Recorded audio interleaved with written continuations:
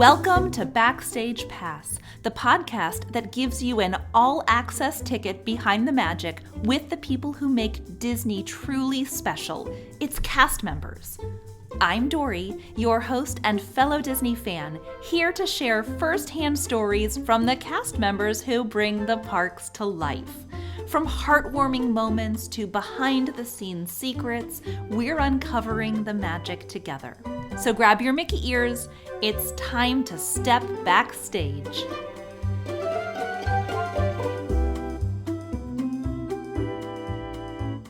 Welcome back to another really fun episode of Backstage Pass with Dory. I'm Dory, and I am just a few days back from my most recent trip to Disney World. On episode 105 with Gavin Sanchez, we talked about the alternate path that you can take if you ride Toy Story Midway Mania in Hollywood Studios. And it takes you through a closet under Andy's bed. And I am reporting back that we just got to see it as a family. One of the cast members who is in charge of directing guests to go one way or another, I saw that he was directing the guests in front of us to go off to the side. And because of my conversation with Gavin, I knew that that meant they were going through the closet and under the bed. And then when it got to us, he had us going up the stairs. There was nothing special about the guests in front of us. It wasn't like it was a VIP group. It was just he was directing people one way or another. So I just asked, I said, is that the way to go under the bed? And he said, yes, it is. And I said, is there any way that we can go? And he said, yeah, go ahead. And so he let us go. We went up this ramp of a hallway. And then as we entered into the room, it was magnificent. All four of us had our jaws on the ground. We were just amazed. And I have to also just back up a little bit. My family loves Toy Story Land. This is one of our favorite themings of all of Disney because there are so many nostalgic things from everyone's childhood. And in fact, that's one of the things that Jedi Justin pointed out in his interview in his time in Toy Story Land is that these characters, even though the movies came out at a certain time, the characters from these movies go back generation to generation. And so we all have these relationships with these toys, and we bring that into our experience going in there. So that's why I think Toy Story Land is so special for so many people. And then we got to go, just by asking, under the bed, which was so cool. So I don't know that cast member's name, but you know I like to start every one of these episodes off with a shout out and a story about a cast member magical experience. And this is one of those. It wasn't anything special. It wasn't any pixie dusting. It was just he let us go down a hallway instead of up some stairs. And it was amazing. So I don't have his name, but whoever you were, thank you so much for letting our family go that way. You made the Doyle family so happy by getting that experience. And if you have a cool Disney experience because of a cast member, I want to hear from you. I want you to tell me all about it. So please check out the show notes. I have a few ways that you can get in touch with me. You can do it through Instagram, which you'll see the link there. It's backstage.pass.with.dory. Very easy. Or you can find us on our website, and I have a form that you can fill out there. And I would love to hear your stories, and let's share and celebrate these amazing cast members.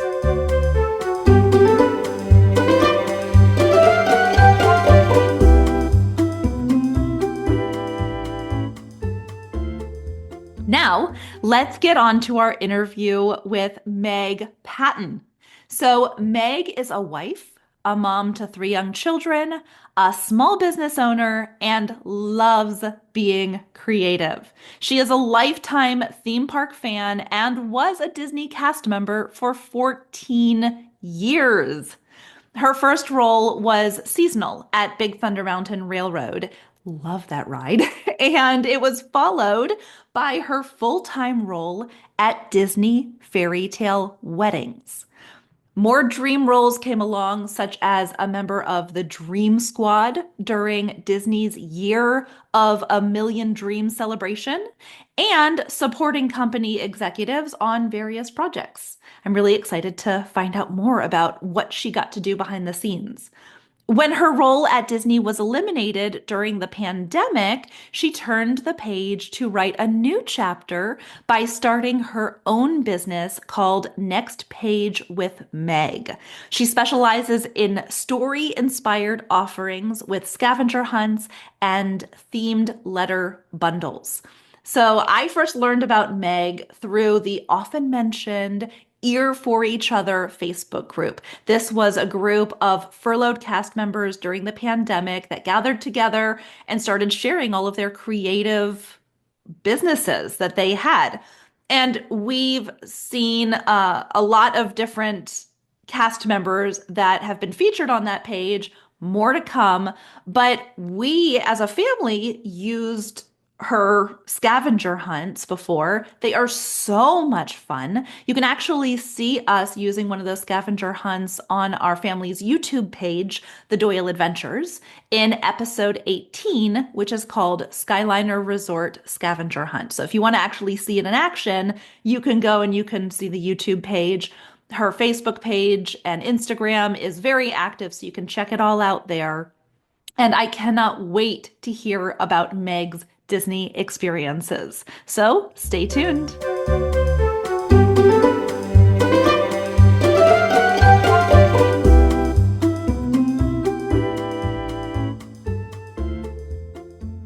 Yes. I love your t-shirt.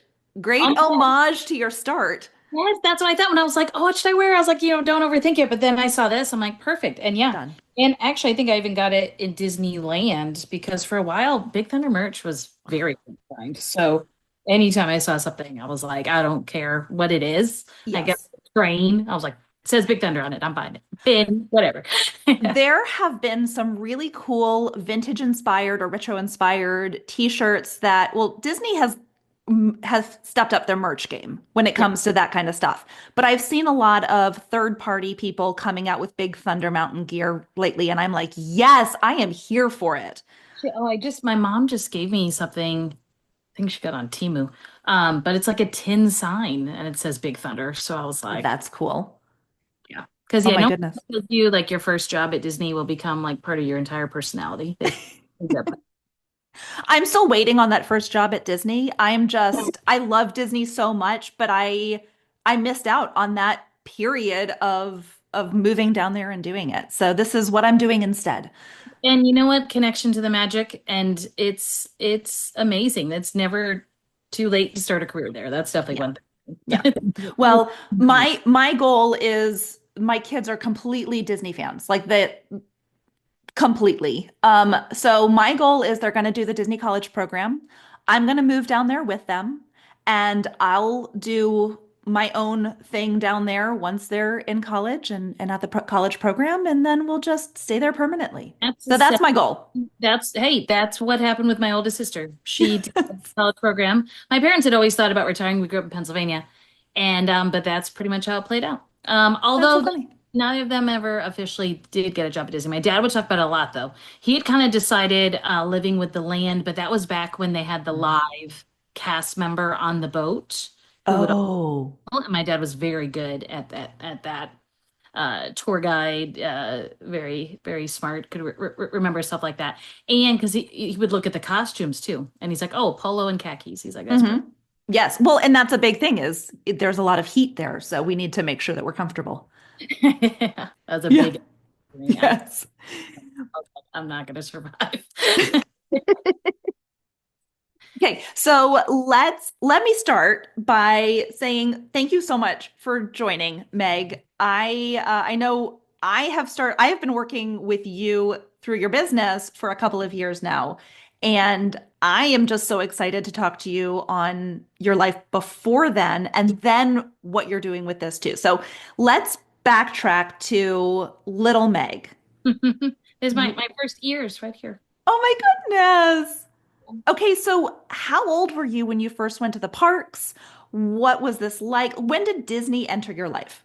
I am one of those Disney kids, now Disney adults. I do not remember a moment when Disney just wasn't there. So I grew Hmm. up in Pennsylvania, so kind of removed from sort of Disney hubs, parks. But I was 5 years old when The Little Mermaid came out, so I feel like it was like perfect prime princess, right? Hmm. So I just We're the same age. Yes, Oh I hear yeah, you. 1984. I remember going to the theater. My grandfather lived in Florida, so I'm the youngest of four. So by the time I came around, it was firmly cemented. Every summer, we would visit my grandfather and then come to Disney. We most of the time camped at Fort Wilderness. We had a camper, and I was 11 months old the first time I came, so I don't have vivid memories of that. But I just always remember it being a part of my childhood and thankfully realizing very quickly how lucky that my parents, scrimped and saved for us to have annual passes. And we drove down. So we made that drive all the way. And, we're from Virginia, so we're a Yes. couple states further. And it was amazing. And especially, you've stayed at Fort Wilderness, right? I think I've seen. Oh, Yeah. yes. Yeah. We It's we have we have an RV. And Oh, so, oh yeah. It's oh yeah. then and still even now we still like to pop over even though we're local. And so I remember riding my bike, like kind of perfecting the art of the wobbly going down those trails. I also vividly remember Hollywood Studios opening, well, MGM Studios at the time. Mhm. Because I remember thinking, no one in my family's been here. Like everyone already knew Magic Kingdom, everyone already knew Epcot, but like it was MGM was new to all of us. So it was so exciting when we went that summer. And we went pretty close in because it opened May 1st and we would always go like every July or August in the heat of it all. And so I remember just being in awe and I always loved the details. I always thought it was so cool how the buildings looked and on the rides. Like I would like even like look to see what was on a bookshelf or look to see. I just always thought all that attention was just so awesome. Figment very early on was my very favorite. I have many early memories of the original Figment Dream. Mhm. Um, and that's carried over too. I'm trying to think. Oh, I guess my Figment is in the other room. I have the original Figment from that original version that I just love. I love him. Yes. I'm so glad he came back, right? Went away a little bit, came back. I think Disney knows that they have a gem there. I think they're feeling it out on exactly what his true place is. I like that he plays a big role in Festival of the Arts, and so Mhm. hopefully we'll see him get his due even more. I know. I know. I mean, they're looking at some additional items for him to be in, right? Some TV shows or something.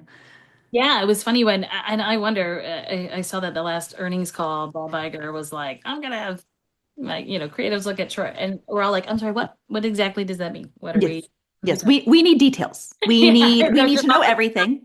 do you know? Because I mean, usually in those town halls, like secret behind the scenes, like they know the questions. Yes. Sometimes there'll be like one or two somewhat surprised, but um, you don't get that high up without like preparing some some level. So I would imagine that has some cloud. Or afterwards, people were like, "What is he talking about? What do Right. what do we know?" Well, we will just have to wait another 5 or 10 years to find out. Yeah, right. That's okay. I'll We be patient. Hey, for Figment, I will be patient. for sure. Okay. So you were coming down a lot. You were experiencing the parks, and when I'm curious, as a teenager, were you still coming down often? Did that change as your siblings were getting older? Did that shift at all? Yes, it definitely evolved.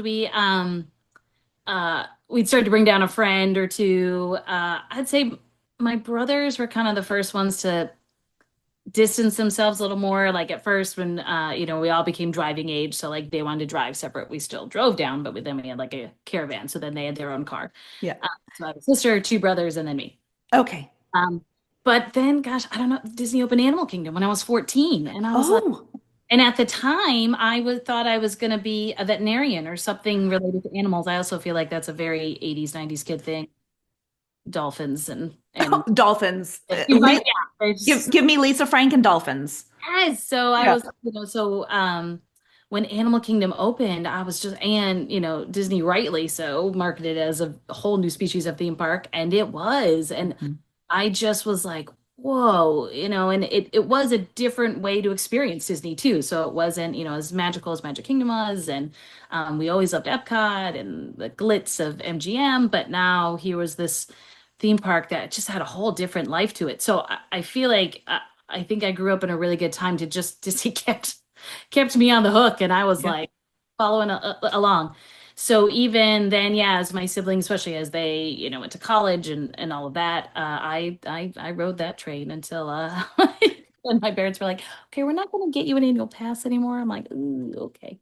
Um, Luckily, my sister decided to do a college program, and that was my first time. I never thought about working at Disney. I love Disney. I came all the time. I don't know. I think because I was so much in that magical bubble, I never stopped to think, wait, people like live here and come here for a job. Like I just kind of, it just happened. I don't know.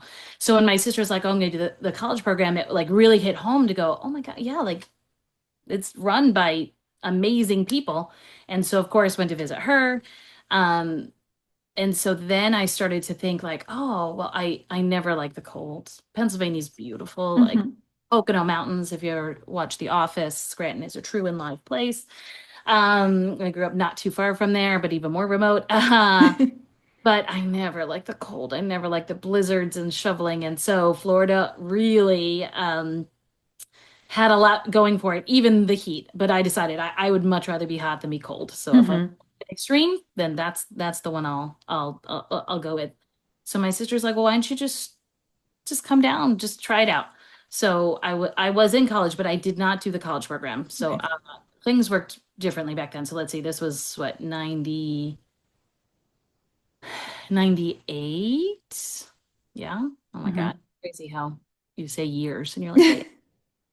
Um, so I just walked into the casting building, which I don't think you can do now. I think you have to go on the computer and like apply and all that. But I physically walked into the casting building that's at what's now Disney Springs across the street, and was like, I want to work at Disney. So I ended up at Big Thunder Mountain, and gosh, changed the trajectory of my life. That's so cool. Okay, so when you were cast at that time, what did that even look like? Did they have traditions still? Did they, how did they get you started and how fast from casting to start date was it? So and it's funny when you went in, it was almost like a free thinking. So like you had a couple interviews, you had to get fingerprinted and background checked and all that. And then when I got to like my like last recruiter, like had passed those first couple, but then they want to chat to see, what are you thinking? And I had looked online and there was a job with the florist actually. And so I thought, oh, well, that's kind of cool. I'd never worked at a florist before, but I had always in high school and then my first year of college, I was very involved in event planning and clubs and yearbook and all of that. So I thought, oh, well, anything related to that could be fun. So she's like, okay, yeah, we do have openings there. Do you have a Class C license? Can you drive a truck? And I was like, oh, no. Hmm. So she's like, like, well, we do have other openings. And she's like, what would you like to do? And I was like, oh gosh. So she just fired questions and I just immediately what popped in my head. She's like, what do you want, resorts or parks? I was like, parks. Hmm. She's like, okay, which park?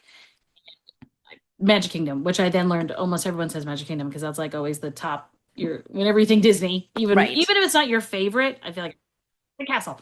Yeah. So she's like, okay, line of business. And she's like, we have I think it was merchandise and attractions. And I just attractions. Like never thought about working at one before. I was like, yes. She's like, tomorrow I'm going to Frontierland. Like, Frontierland. I just like Yeah. that. It was just boom. So she's like, okay, this makes it easy. So she filters that all down. And actually they were hiring for at the time Splash Mountain. And I was just like, okay, that sounds great. Water ride, let's go. So she's like, you'll be getting more information. Traditions was the first, and I want to say it was probably within a week that I showed up at Disney University Hmm. and did traditions. And because of my lifelong Disney fandom, like I ate up every moment. So Hmm. it was a whole day long class where you get immersed in the Disney culture. But thing is, it's a whole mix. Whoever is getting hired at that time. So you might have, someone brand new 21 years old, so you're someone who was a retired cop and is now security, VP of finance, anyone who is going into Disney, their first official step is to go through this class called Traditions to learn the traditions of the company and the origins and all that. And of course, I was one that I was like, I know that one, I know that one, I know. And so I was like, calm yourself down, don't like nerd out. And I got the name tag, I like almost cried.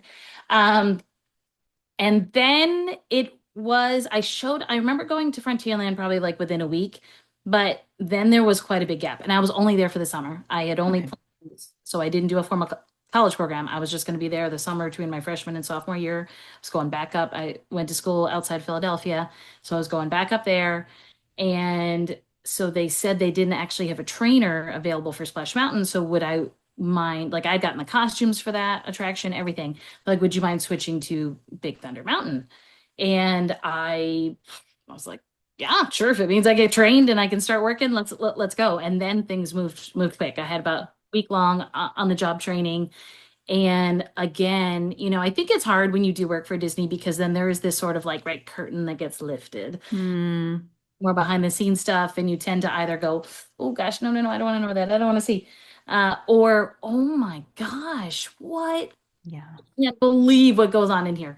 So I was definitely the second. I had moments, and I don't want to ruin too much magic for people, but there are some things I saw where I was like, oh, okay, yeah, of course that needs to happen backstage, but there it is. You see, and people getting ready to like Yes. on stage and all that, and you're like, okay, that's not what you see out there, but it makes sense because you got Right. he's on point and you're doing it right here. Got it. But it was just so cool and walking underneath the Magic Kingdom through the utilidors like for the first time, and I ate it all up. It helped a lot. There was, I think in any workplace, who you work with can have a huge impact, and there was such a fun crew that summer, or the Thunder crew, and I even got to be a part of. They do it a little differently now, but it's called PAC, Parade Audience Control. Mm-hmm. It's like a separate team that's based out of Main Street and they do the whole route. But it used to be each land was responsible for their section of the parade. So any stanchions that get set up, any tape, any sort of moving of crowds, each land had their own nightly team. And I got to be a part of that. And that was back in the days of Spectrum Magic because I usually closed I was what they call seasonal. So I worked full-time hours, but I wasn't full-time. So I kind of got stuck with closing, but I loved it. I always was a night person. And then when I got into the groove where I was pack for two Spectro Magic every night, I was just like, and where I like set it up, interact with guests, have fun, and then sit there in awe and like literally watch the parade. And then it's a little stressful to take things down. I will say everyone's moving and the floats are going and you're trying to take these stanchions and these ropes. So I still have mad respect for all of the cast members that are trying to wrangle and herd and do that. But it was still so magical. So then I was like, all right, I'm finishing college, but I think I'm coming back. This is Right. this You is were hooked. yeah. Awesome. Okay, so what was your degree in college? I did print communications as my major, and then so I went to Arcadia University, which is just outside the city. Philadelphia has like something like 120 different colleges and universities. But you can also individualize your Hmm. major or minor there, aka sort of make it up. You work with an advisor, but you can pick and choose. And I kind of found out a little later, so I kept print communications because well in the beginning, and even still when I worked for Disney, I still thought I was going to be a journalist. That was going to like be my quote real job. Hmm. Um, and not necessarily like hard hitting news. I was like sort of the human interests piece. Um, and I just, thought it was another way to like investigate details and connect with people. And I'd always been good at writing, but then I did an individualized minor in visual communications. So I took some business classes and graphic design. Um, I did my senior thesis on Magic Kingdom. Magic Kingdom is a present-day simulacrum using Jean Baudrillard's theory, basically of a reality based on a non-reality, which I was like that. As soon as I learned it in communication theory, I thought of Disney. I was like, it's a physical place you can go to, but it's based on something that's not quote real. So Fantasyland is not an actual fairy tales and all that, but you can go to it is real there. Right. So I took Jean Baudrillard's theories, but turned them on the head because he actually did write about Disney, but he did not like it. He said it was detrimental to people, and I argued that it wasn't. That Yeah. especially if you know what you're stepping into, it can be an amazing and help enhance your experience. Yeah. Oh my gosh, that's fascinating. I love that.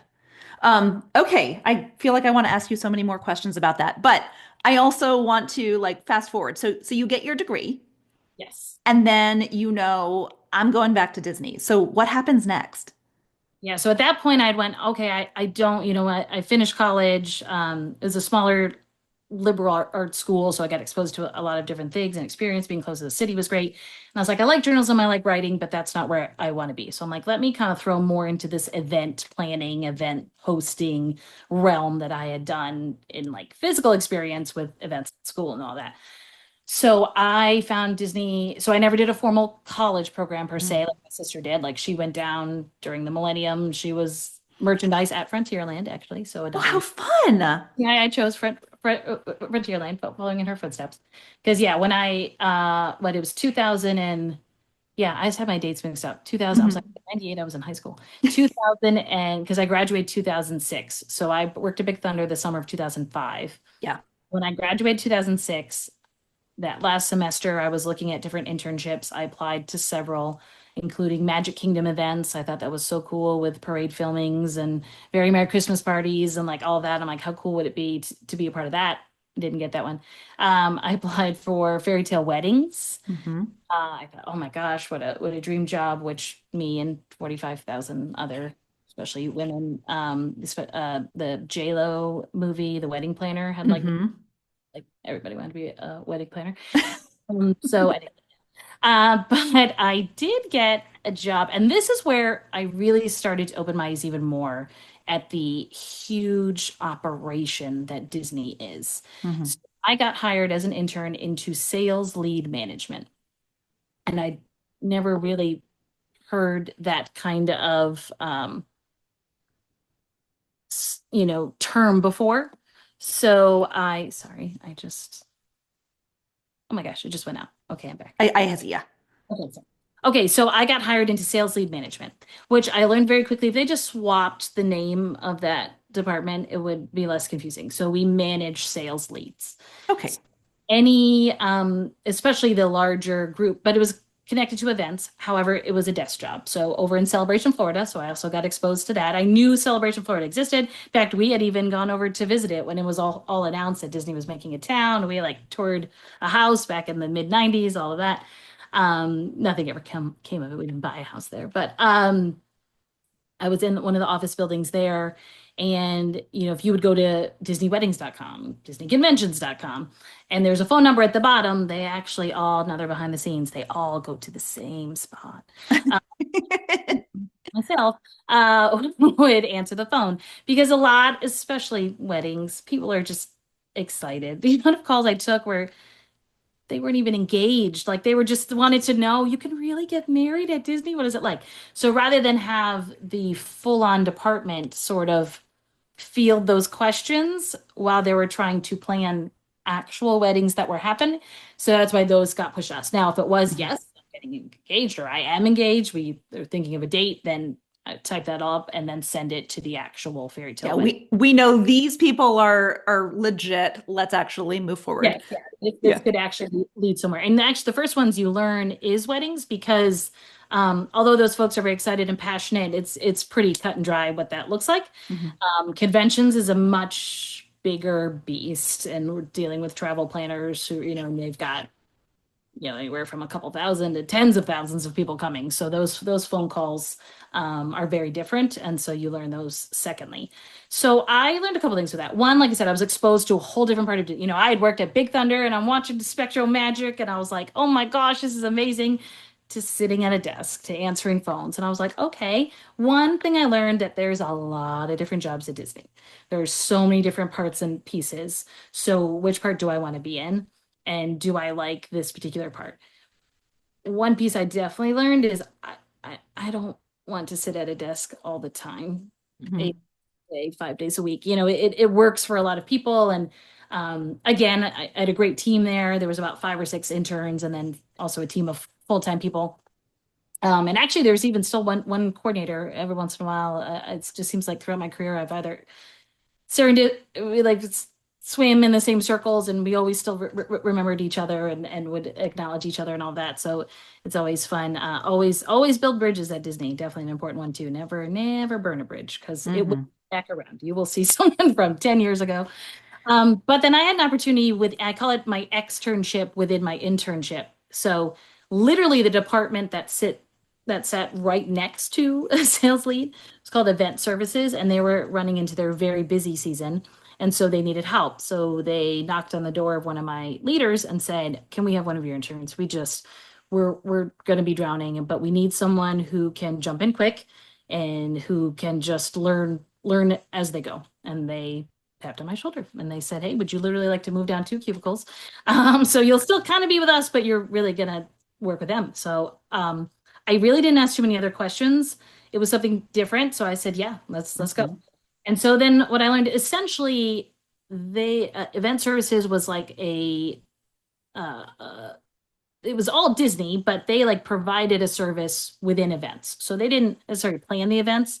A big portion was the pin events, which I know still happen, but Mhm. especially early 2000s, it was a very big deal. So like, over at World Showcase, or there'd be pin cruises. So the merchandise team planned the bulk of that event, but they needed all sorts of partners to actually make it happen. So event services, we ran the website. We built the website that guests would need to register, or purchase parts of it. Art releases, if there was a new Precious Moments release, we would help build that website. So I was still at my desk quite a bit, but we did get to attend, especially the pin events, the larger ones. We did get to go in person and assist. And then I had like our own point of sale, because we helped run the program that powered that. So um, then I got a little bit more. Then it was a mix. So I was like, okay, I'm in an air conditioning office plus, but then I also get to dabble in the parks and resorts, and that made me very happy. Well, and I have to imagine it's also very rewarding that you're working on this big event and then you get to see it happen. Yeah. And so it's like, oh, this is what we've been working for. Yes, and see those people excited for, especially you've got some passionate folks around some of those particular merchandise things, the art and pins, of course. So yes, it was, yeah, to see it real time has really made an impact to you, just, yeah, overall satisfaction with the job. Right. But then my overall internship was going to be coming to an end. So of course conversations were already happening. And even event services, that was a very small team. There was what, 5 of us. So yeah, it was big, Wow. right, when they said they were entering their busy season, and it was just crazy. So some had like their niche things that they would work on, but then was all hands on deck for some things. I was very intrigued. The one pin cruise, I didn't get to go, but 2 people on the team did get to go. So I was very interested to go, oh, if I stick around, can I get on On a a cruise. I'll work an event or two for that. Um, but I still did have my eyes set on Fairytale Weddings. So I was like, man, that was one of the original like event. That was one of the first internships I applied. And now, because I'd taken sales leads for weddings, I had started to, make those connections. Both my leaders I had at the time, kind of the dual with event service and sales lead, were wonderful, very easy to talk to, mentors. I could freely kind of share what does it look like. And at that point too, I feel like I was kind of in the mindset. People always say, like, what's your 5 year plan? Like, where do you see yourself in 10 years? And so I'd kind of was formulating that. And I really thought weddings and more event based was a part of that. So, longish story, so much shorter of that, a role did open up, and very competitive, as I'd already seen with the internship. And it was on the sales side, which I had always kind of thought the services side, like the actual. Mhm. But I was like, listen, if that's what it is, and was a sales assistant, so supporting 4 of the sales managers, and people went to bat for me. My managers at the time called over, but that was definitely another big lesson that I learned. Great to have bridges, great to have advocates, but once you get in that door, it's all you. There, Yeah. So I was so nervous. And actually, so funny, I remember walking into weddings. And when I got off the elevator, also their main offices are based in Celebration. Another everyone thinks that they're like in Francs at the Wedding Pavilion, which they are sometimes, but the main office is at Celebration. Hmm. This poster with the castle and the stairs and Cinderella's glass slipper, and I don't know if you can say it says believe. This hung huge as soon as you got off the elevator, and I was just like, oh my gosh, yes. So that I remember taking a deep breath and going, oh my gosh, that's so magical. So obviously the interview went pretty well. So I ended up getting that. So that was my first true full-time. Now I'm on the books seniority wise for Disney. Once Yes. seasonal, an intern, great, thanks for being here, but you like don't have an official, seniority date until you are either hired full-time or part-time. So full-time Fairy Tale Weddings was my first official job with Disney. And it was just as cool, amazing, beautiful as I thought, but also like, whew, challenging and working with a lot of driven people, working with people who had been there for a long time. So, they knew how things could be or should be done. And so some fielded questions better than others. Some preferred you just did not. Um, and really interesting to see how it all worked, especially then. Things have kind of structured a little differently, but like the intimate wedding team where they purposely, that was like the 10 people at Seabreeze Point and or the 30 people max, to the big custom weddings that would be at Wedding Pavilion and Grand Floridian. And but throughout my whole career, I did the same thing where I was like, raise my hand. Hey, we need someone who can do this. I'm like, I can do that. So one part of it was officially allowing commitment ceremonies within the fairy tale weddings bubble. You could, as a same-sex couple, come get married at Disney, but it was kind of through conventions. There was like, because things do you get into marriage licenses and Hmm. a lot of logistics. But then it came down to like, all right, what if we said they don't have to have a Florida marriage license? You can produce any legal marriage license and you can have a full-on fairy tale wedding. So like, let's do it. So they needed help with the website and collateral and verbiage and how many times does it say bride and groom instead of just couple or Right. other things. So reading through all of that and kind of I got to design some temporary collateral until marketing could go full blown. So at least because now we were selling weddings, so we had needed something to send to people. And then with that, so I got to know that at the time, the marketing team was literally one woman who was phenomenal, and she had like an assistant manager, and that was it. So they were like, "We need help over here." So that's also when they had their partnership with David Tutera, who Oh, yes. I know he's still around, but especially 2000s, he was like The one. Yeah. yeah, I remember watching his show and all that. And I was like, oh, David Tutera. So they launched a partnership and he designed like four signature looks and like a simply chic one and a garden, enchanted garden. And so again, formal marketing was coming, but they also needed something quick, something that they could. So I helped design a few things with that. They revamped how weddings looked within the Magic Kingdom space.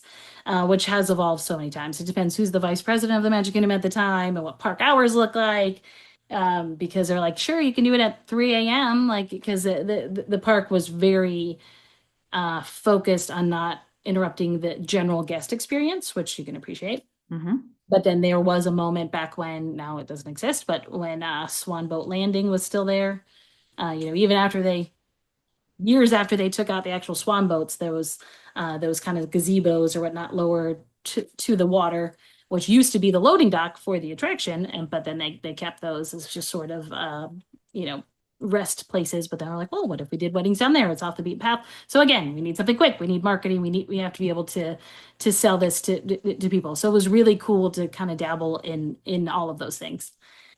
And I was like, okay, even though a lot of it's challenging, a lot of it's so rewarding, I was still back to desk job. Since I wasn't services, I wasn't, out executing the wedding. I was on the sales marketing side, which was cool to get to be a part of all these different things. But I felt this pull. I was like, man, the reason why I moved down here was to work like Disney and weddings kind of scratched a different itch. Hmm. Uh, all throughout this, when I was working on a few projects, we had heard about this thing coming up starting at 2006 timeframe now, called the Year of a Million Dreams.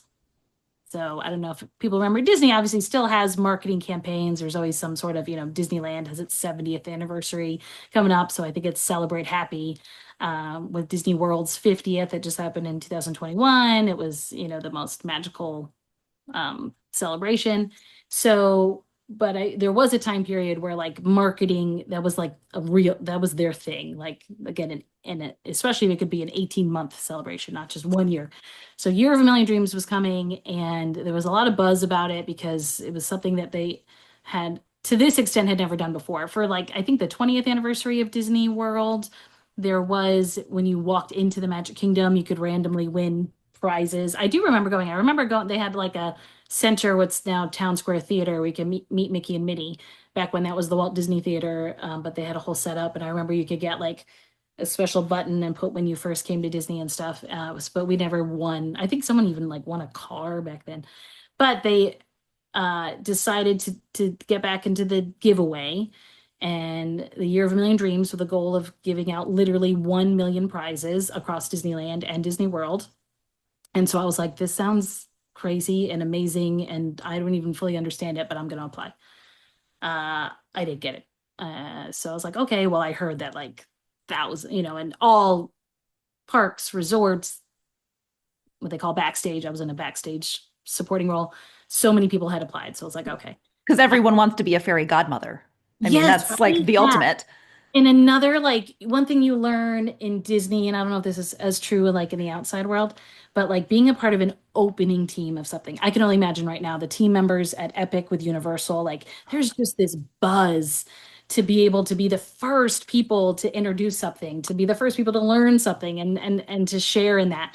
So, Year of a Million Dreams and what they called the Dream Squad, would be an opening team. So I didn't make opening team.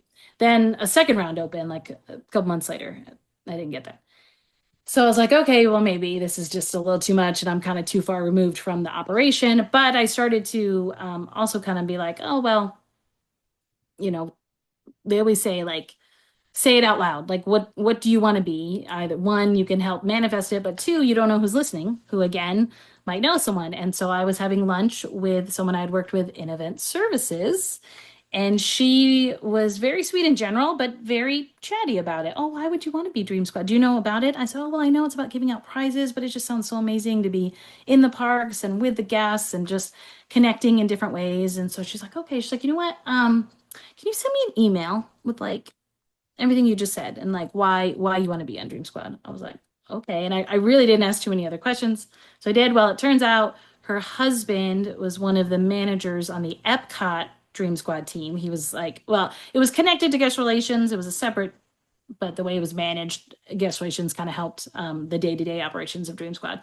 So he was one of the backup managers, and he forwarded my email to the woman who ran Epcot Dream Squad, and I got an interview. I was like, oh my gosh. But again, I learned people can help you get in the door, but once you're sitting in that room, it is all you. And that interview is like almost like a blur because I couldn't believe I was there. It was in like a more dimly lit room. I feel like because there were so many of us interviewing, Okay.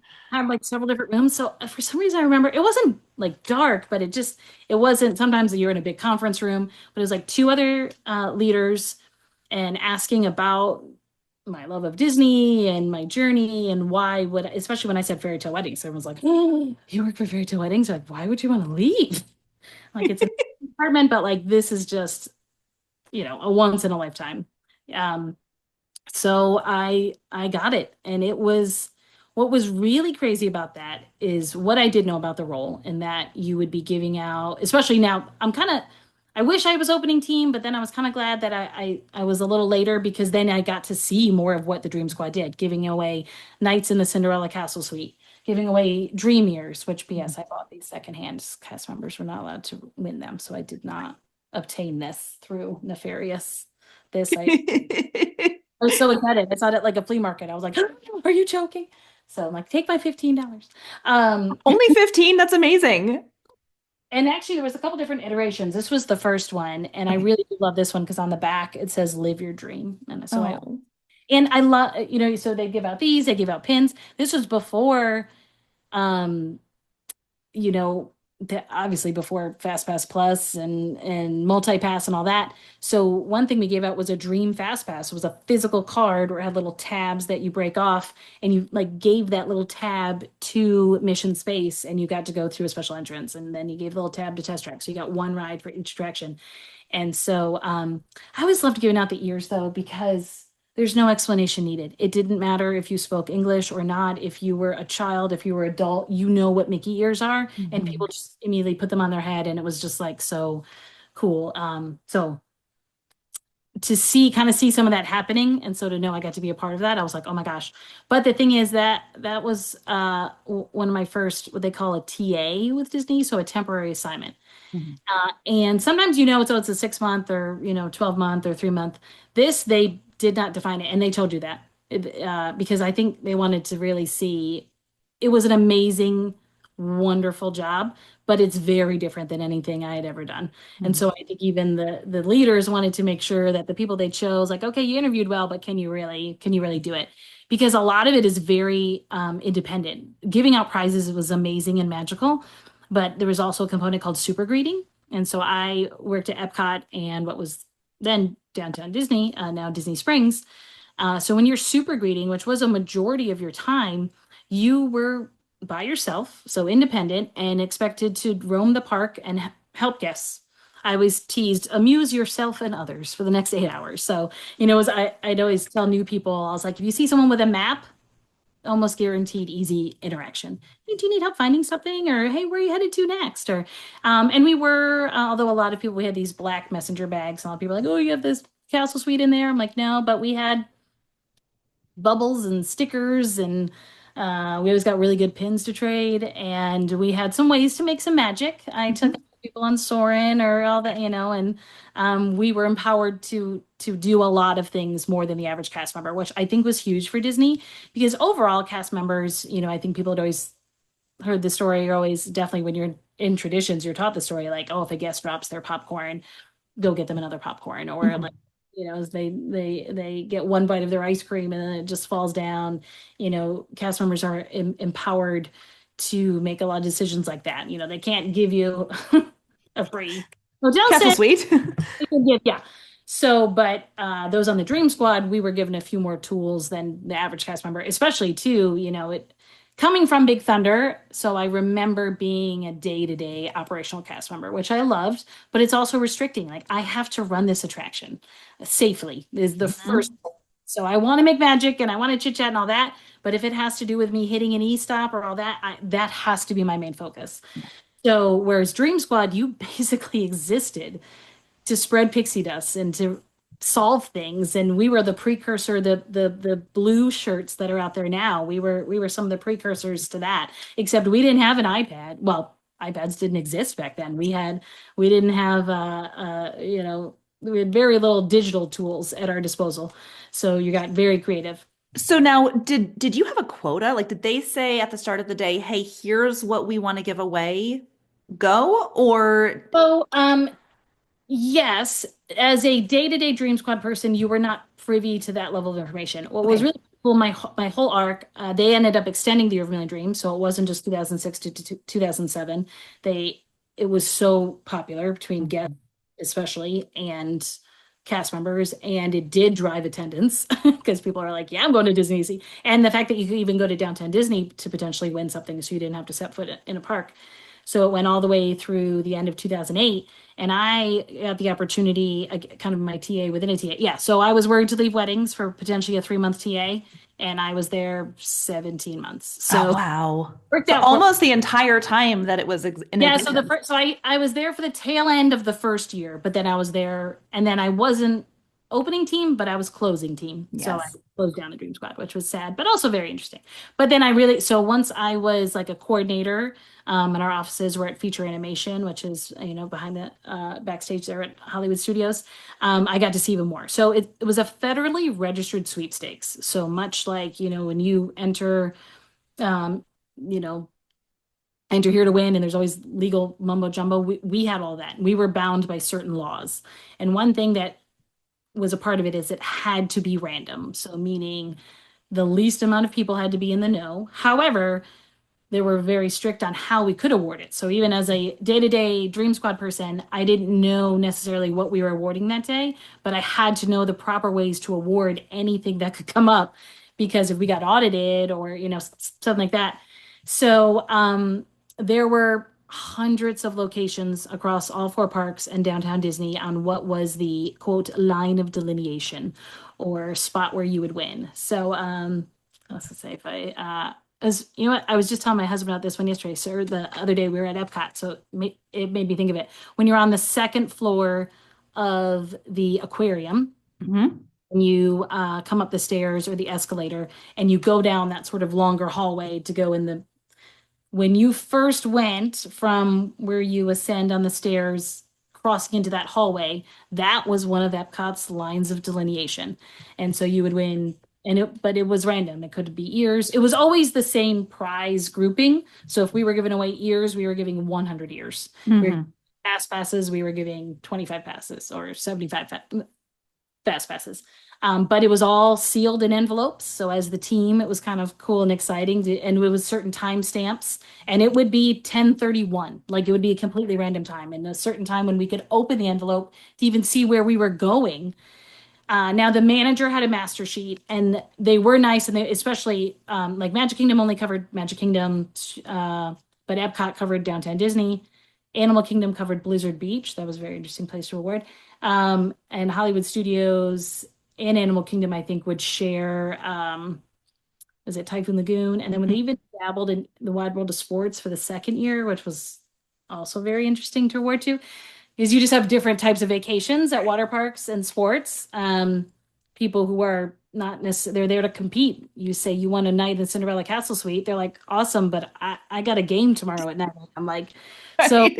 Not the not, person who's going to appreciate it as much. yeah, exactly. So it was very, learned a lot about that and human interaction and relation. And Canadians cannot win anything based on chance. So if we found out they were from Canada, we now when it was out in the open and giving away ears and fast passes, things were going so fast. You're getting on a friendship boat. It's coming out of a meet and greet. It's around a certain fountain area. If you notice, it was really convenient for us when we were picking the prize spots where concrete changed colors.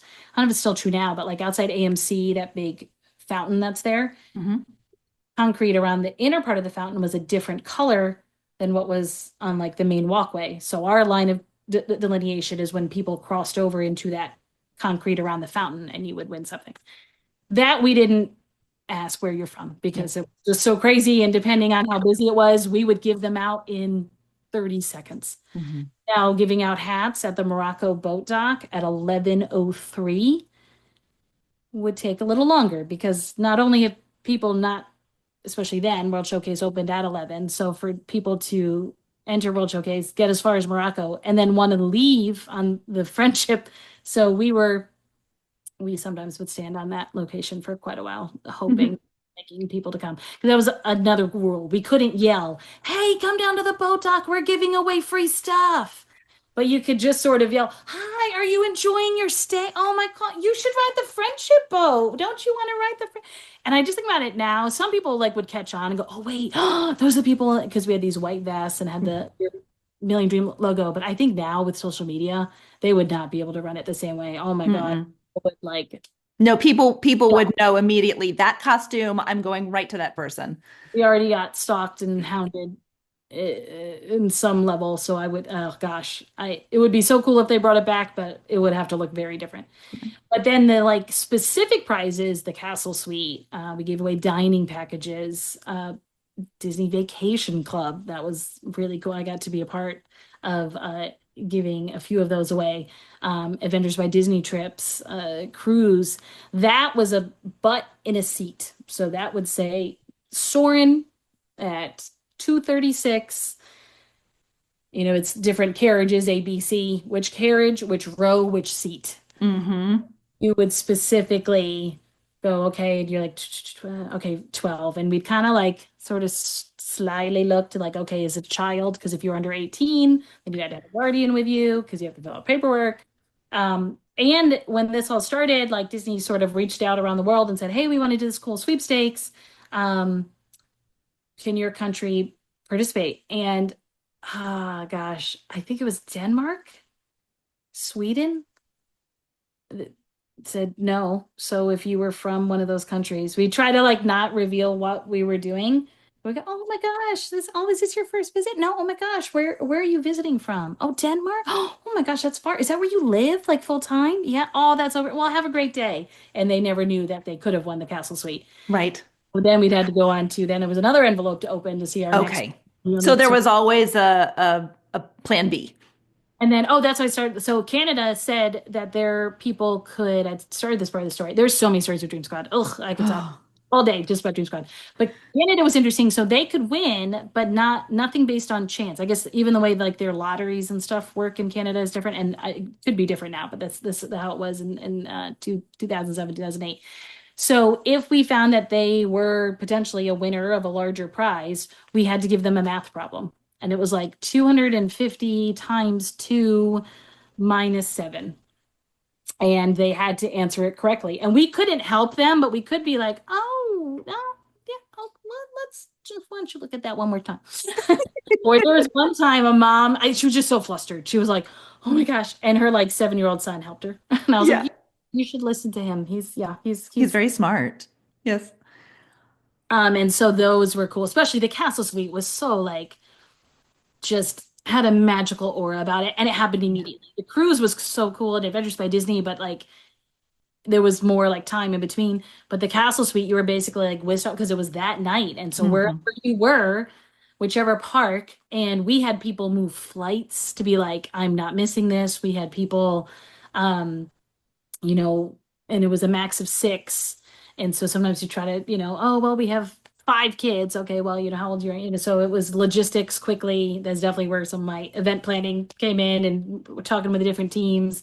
There was a dedicated Castle Suite team. They were Grand Marshal in the parade. If all went well, they were a Grand Marshal in the afternoon parade at Magic Kingdom. They had a VIP tour guide. They had dinner at Cinderella's Royal Table, spent the night in the suite, and they had the option to either watch the fireworks from VIP viewing or you could stay in the suite and watch from within that. And then the next morning you had breakfast at Crystal Palace to also kind of clear out the suite. You gotta go. Yeah. They have to Clean reset it it. for the next people. From what I understand, you can still Disney does not have an official ongoing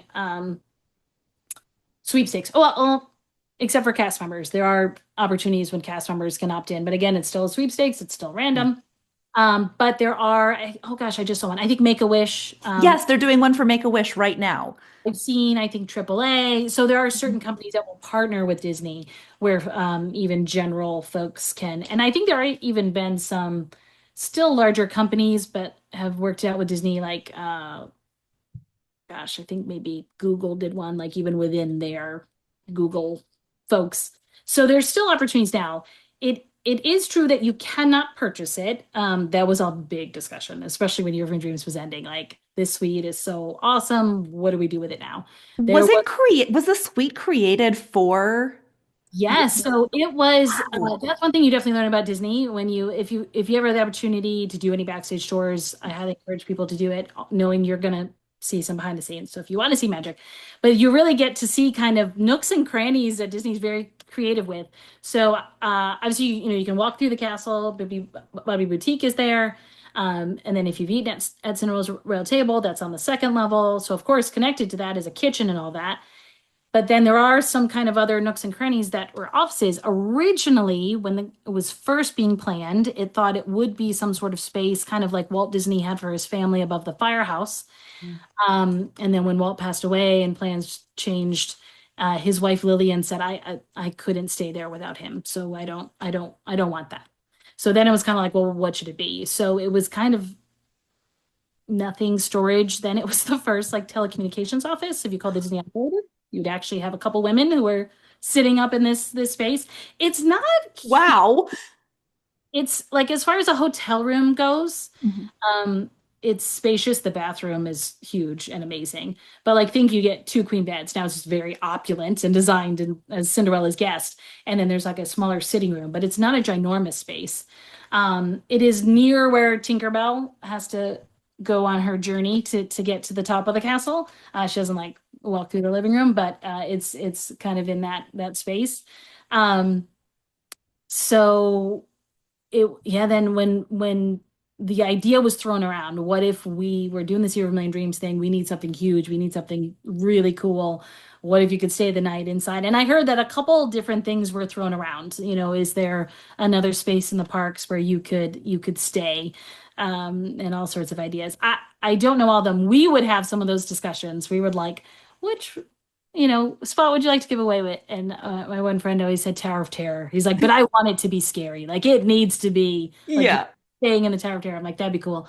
I was like, Swiss Family Robinson would be cool. I'm like, oh, you got to stay the night in the tree house. And so, but when they decided like, okay, what could we transform? And then it was at this point, this space again was used for like storage and whatnot. It wasn't an office. It wasn't, Disney operator had grown to be a much bigger operation. So that had long since moved out.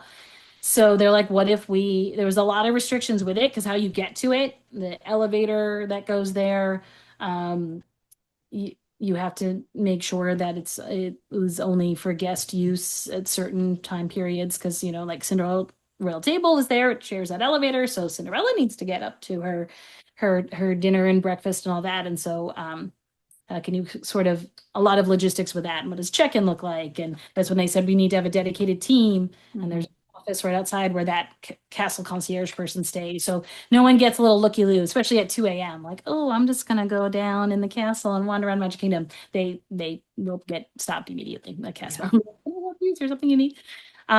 So it was kind of cool to see that come together. And Disneyland with their suite, they were a little behind. They initially had the Mickey Mouse penthouse suite, which is huge, huge, huge at the Disneyland Hotel. Mm. They were giving that away, but they similarly wanted something really alluring and cool. And so when they decided on the Disneyland Dream Suite in New Orleans Square, and I did have the opportunity to tour that. I went out to Disneyland as a guest, but again, chit chat with anybody and everybody. And I was with a bigger group, and a bunch of us knew different people there. And so we ended up getting a tour of Walt's apartment and the Dream Suite in the same trip. So that was pretty awesome to also see that. The Dream Suite is way bigger than the Mhm. Castle Suite. And but I feel like they hold different allures because to sleep in the castle is like just something so iconic and awesome. So I've been in the suite several times. I never had the opportunity to sleep in it. I have when I was a cast member, I entered several sweepstakes to see if I could. And my husband is still a cast member, so I will he'll like get an email. He's like, babe, what did you enter for? I was like, just the castle suite. Let me know if you get an email. It'll go through him. And they have other things that cast members can win, backstage tours and stuff like that. So it's always kind of cool. Oh, Um, that's awesome. gosh, yeah, like I said, I could talk about Dream Squad. So that That's that was amazing. a year and a half of my life that was, and to be surrounded by so many people who equally love the job was Mhm. invigorating every day. Like Yeah. there were troubling days. There were people who refused. There were people who thought we were selling something and so wouldn't even listen to us. There were people very skeptical or people who won the castle and then just didn't show up. Oh, And wow. like, what's going on? And we go to their like room at the All Star and they said, oh, we decided we don't want to do it. So like Oh. call the manager of the All Star. They're like, we knocked on the door. They said they don't, and we're like, okay. And that point, it gets past a time period where we can't award it again. So that was an FTA failure to award. Mhm. And even though sometimes turn magical, I remember one time in downtown Disney, we partnered with Hasbro and we had a prize pack of over $500 worth of games and toys. And it was just amazing. And we even for a while we had this physical giant display that the Flores team helped us put it together. This huge galvanized bucket that we'd like wheel around. And so we could be like, and we had this sheet over it. It was actually kind of hilarious. I'm like, what are we hiding? We're like rolling through downtown Disney with this huge shrouded So people kind of took notice. But again, you had to be a certain that was a butt in a seat. There was only one person who could win. And one day we could not give it away. There was a dad on a bench. His kids were playing in the splash zone. We're like, oh my gosh, this is perfect. And he was skeptical. He's like, no, what are you selling? Where are the ties? We're like, no, it's honestly, we're Disney. It's a year of a million dreams. And he's like, nope, no, thank you. So we were defeated. We got to, I think, the third, fourth time where we're like, no one wants toys. Who doesn't want toys? So we get to like our final envelope where we're like, where are we going to go? It was over by that AMC fountain. There used to be different benches there, like with sort of individual seats. And so even those were marked on our paperwork. So we're like, okay, that bench, this seat. No one was sitting there. No one was sitting there. Like almost at the last second, this gentleman sat down. We're like looking at we used to have atomic watches because again, there wasn't iPhones back then. There was no satellite. We like literally had these chunky atomic watches that like satellites in the sky. We're like, okay, this older gentleman sat down and we're like, sure, maybe, probably not. Let's see. We go start to talk to him. He's from Massachusetts. We're like, okay, he hits some of the initial criteria.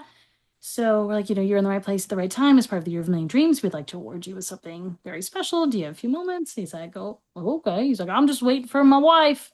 Like, so we had him sit over the side so we could sit down. And, sometimes we had a cool DVD reveal we did for like the Castle Suite and stuff like that. But it was funny. It was like physical DVDs, one of those chunky portable DVD players. You have to put in and Yes, yeah. We was in plugged in and like charged. It's so funny now. I think, again, iPads, all that would change so much. yeah. So he was like just very quiet, like nodded his head. And at the end of it all, he goes, do I have to keep the toys? And we're like, oh, darn it.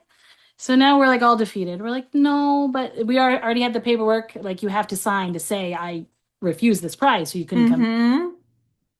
And he goes, well, no, I run a charity for underprivileged kids. Could I use the toys for that? And we almost like I was Oh my gosh. of course you can. So we would say, especially in those moments, and my leader who ran, Kimmy Sue, who is one of the most magical people on the face of the planet. Actually, she just recently retired from Disney after 30 years. I got to go to her retirement party at Epcot just this month. She would always say that Walt himself would have a hand in us choosing some people, and that man, telling you, Walt Oh, was like, and all those people that said no, there's a reason why they said no, so that he well, could be the yes. these $500 worth of toys, and of course, then we ship them to them. So we're like, no, you don't have to carry this huge bag on the airplane. And then I remember his wife coming over, and here's this gentleman sitting with all these cast members, and she's like, "What did you do?" And he's like, I won toys. She's like, what do you mean you won? So then we had to explain it to her, but she was like just shopping and stuff. And she comes out. She's like, what have you gotten yourself into? She's like, I just sat down. And we're like, quite literally, that is exactly what he did. He sat down at the right place at the right time. And he was the latest winner in the Year of a Million Dreams. Oh my goodness. So it was, yeah. And so there was some moments like that where it was just like, if you ever want to believe, you could call it all sorts of things. But if you ever want to believe in being at the right place at the right time, that job solidified it. Even the moments where it was crazy and some people did yell at us, and we're pretty sure one guy was AWOL from the army because when he refused it, he had some really interesting questions like, would we tell the government and I was like, I need you to sign this paper. We're just gonna file that away that you didn't want. So like Oh there was my. interesting things, but there was so many magical. My roommate at the time also worked for Disney, but in international recruitment, and unfortunately, some of the jobs he had to do was tell people they would have to go home. They were getting deported for all sorts of reasons. So he would have like the lowest of low days. And I'd come home and be like, oh my gosh, my cheeks are killing me. And he's like, why? I'm like, I was smiling all day and my cheeks hurt so bad. He's like, will you just Complete opposites. So I said I was on closing team of Dream Squad. I rode that to the ground. Like Yeah. they're kicking me out of that role. And that was very interesting to close down the things that you kind of had to reappropriate within the company. We had company vehicles and closing out the teams and recognizing the teams and what can we do and what do we want to do. And unfortunately, that was going into 2008, where it was, I mean, pandemic turned out to be a whole different situation, but in 2008, it was quite a big layoff. Yeah.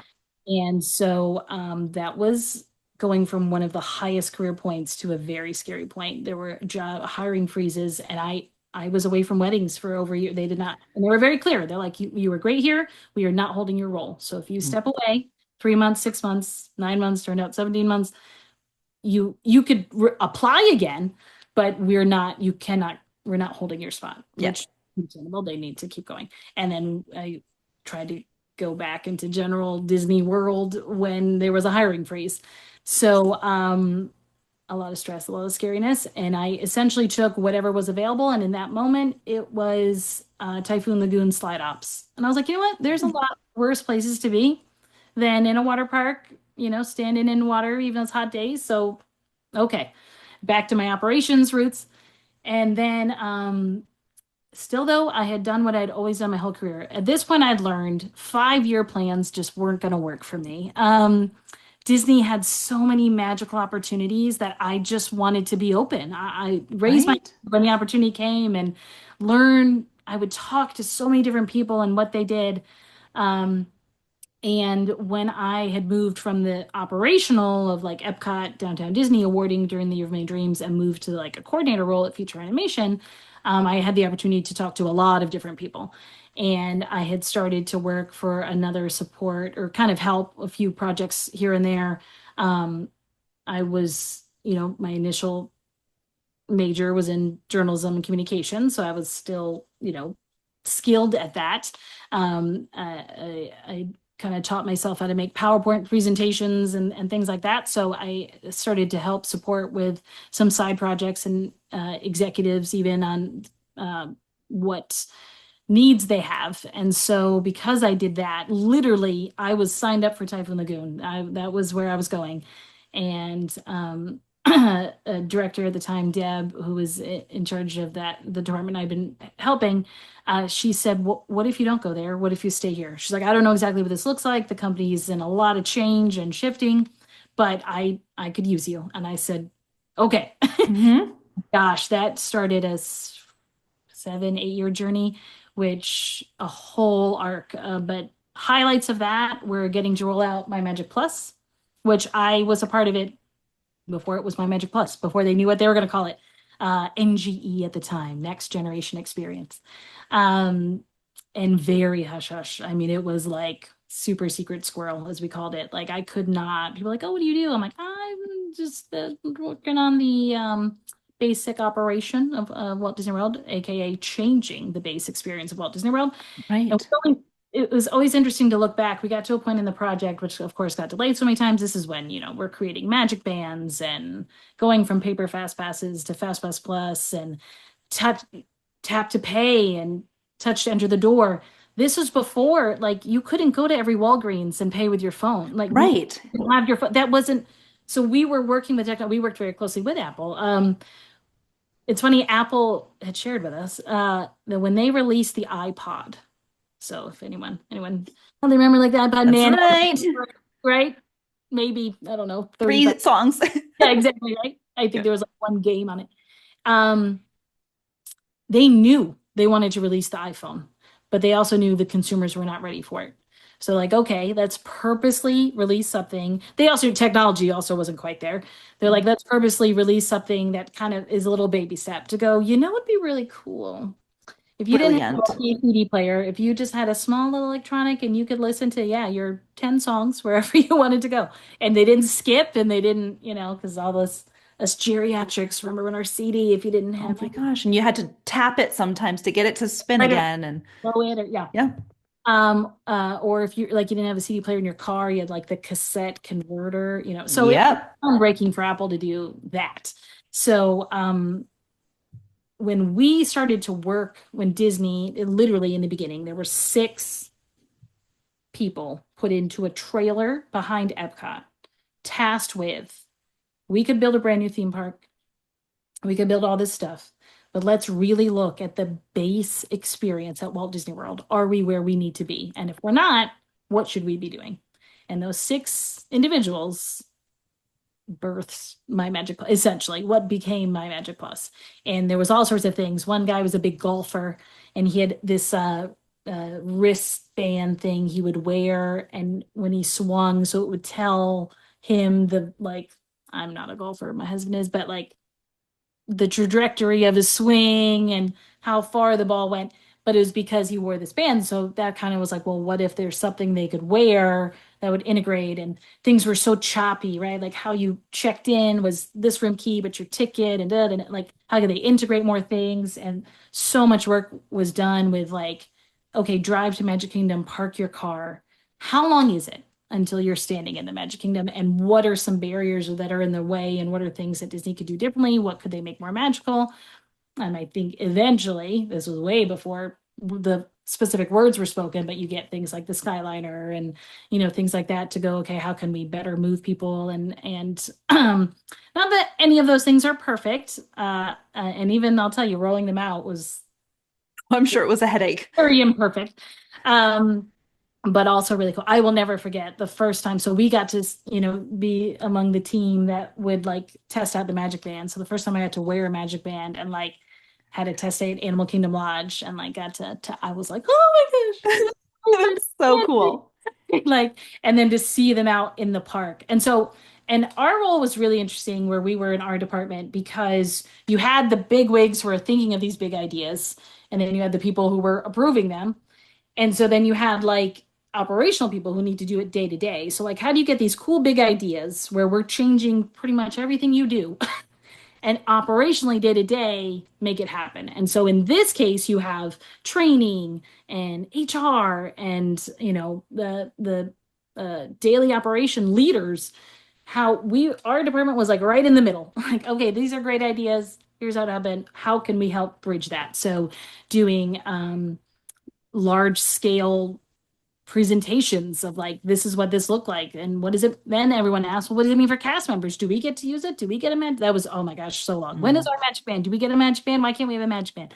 Because the way that cast members use their main entrance passes to get in is just a whole different beast. So what types of tools can we help give? Like we weren't training, but we were kind of training the trainers and like what could we give them to help make sure that they could transfer this, and a lot of testing, so much testing. And then going back and getting that to the right people and then changing mindsets. That was probably one of the biggest things. I think in any company it's true, but especially Disney that was established for so long, there was so much like, why are we doing this? Why are we changing? Like it's been working. Wi-Fi. We would joke that McDonald's had better Wi-Fi than Disney did. Like we need to, like, because there's a future, and if we don't start to get ahead of it, or not even ahead of it, just With it. yeah. And the reason why Disney World did it first, like at least Magic Kingdom was built in 1971, which is in no way infrastructurally close to the 21st century. Um, but Disneyland was even more like, and at least, Magic Kingdom, you had the utilidors where you could access Mhm. panels and things. So Disneyland had a lot more. So we get to be the guinea pigs for a lot of things. But it was very cool, very Yeah. cool, very challenging desk job. But I was out and about a lot. So when we did tests or when we were out kind of doing road shows, and really that was a time period myself. A lot of pieces went into it, and there were so many folks who contributed, but kind of the core of us who were helping to support some of these key executives, it was a very small team. And so at the time, my fellow partner in crime, Sarah Jane, and we would say, what can we do to make people and things look good? So, I mean, if it Mm. was literally we want to do a game show type thing. Okay, we need t-shirts. We would make t-shirt. And this was before crickets and all that. We now will send each other like Instagram videos of and like reels of go, can you imagine if we had this back in like we're like literally ironing in our office Uh-huh. doing so much rudimentary stuff to get this huge large scale thing launched. So again, learned a lot. Great team. Yeah, then just learned a lot about human dynamics and Mm. how people, some, think cast members who have worked in the same location for 35, 40 years. Now we're like, this is not how you do merchandise anymore. And they were like, Yeah.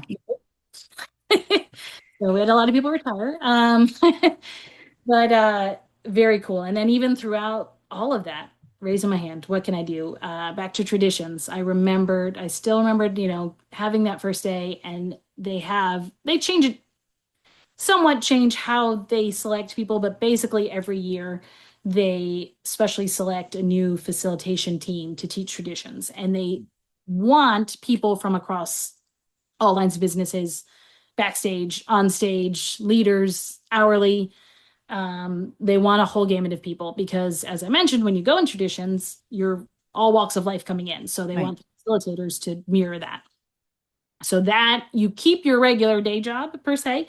So it's a TA, but you kind of you're cross utilized in this other department. So in 2012, I had the opportunity to join the traditions team, and that was awesome. Again, probably akin to the Dream Squad in that it was all people who really wanted to be there. You Right.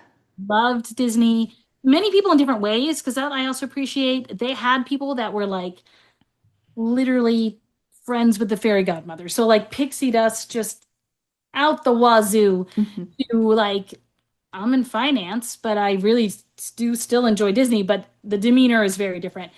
Anything to if you're standing in tradition, if you're a brand new cast member in traditions, you may not be the spewing pixie dust. Oh my gosh, let me tell you what magic. You're like, I'm security. I just, not to say security people can't be magical, but you just think all the different personalities that go into it.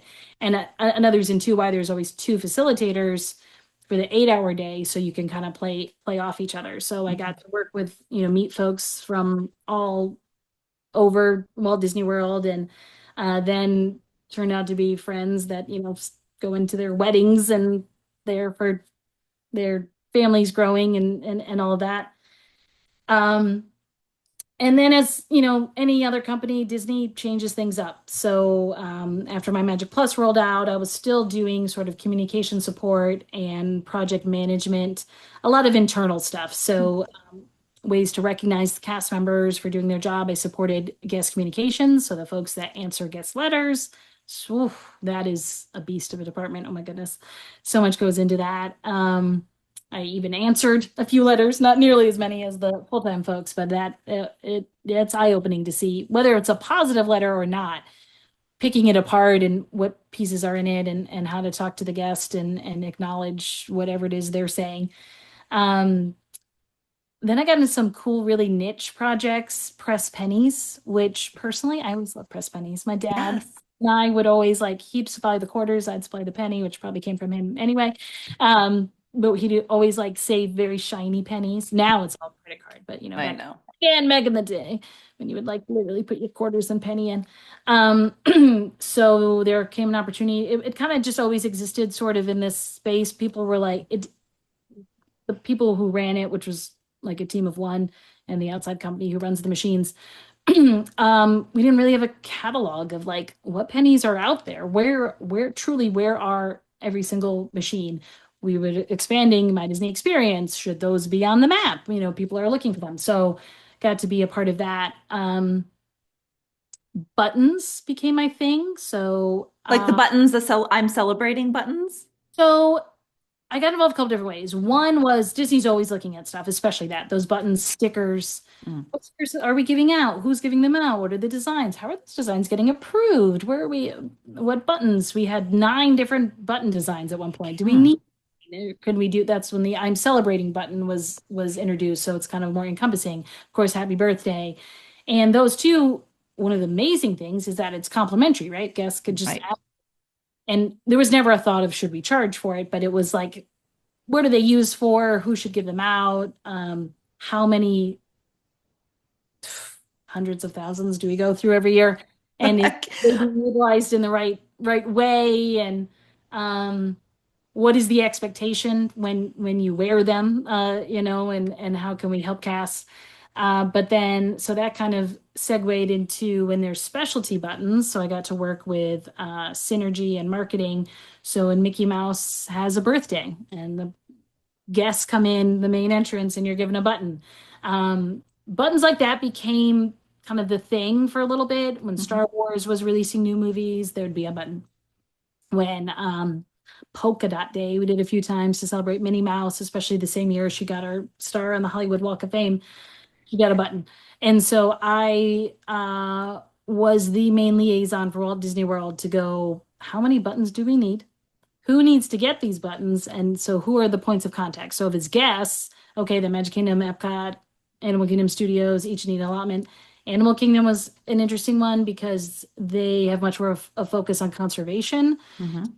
understand why are we getting this button? What purpose does it serve? If someone doesn't want a button, what do we do with the button? So all of that prompted really interesting conversations. Is it a button that cast members can get? If it's a they can get it, can they wear it? Can they not wear it? Star Wars really makes sense of Hollywood studios, but doesn't make sense at Animal Kingdom, so we won't give those out at every park.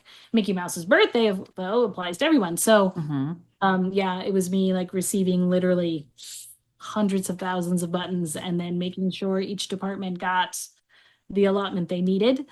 So then I became sort of a side expert in some really interesting things. So then even up until right before the pandemic, I was in a department. Disney also loves to change the names of departments. So park operations line of business at the time. So, you have the folks who run the parks on a daily, day-to-day, and it's very important that Space Mountain is running and that Rock and Roller Coaster. So it's hard for them to like think bigger picture. So our department would help think that bigger picture, whether it's across all four parks or even just across the one park itself. And there were a lot of very specialized teams within that department, a team that just focused on guest relations and what does that look like and how can we evolve and at the time Fast Pass and all sorts of things. But that's also when the pandemic was hitting. Yeah. So I, very interestingly though, I don't know how much I should go into it, but I was on the team that helped shut down Walt Disney World. So again, Wow. and they were just looking, we had a kind of our only frame of reference was hurricanes. So Mhm.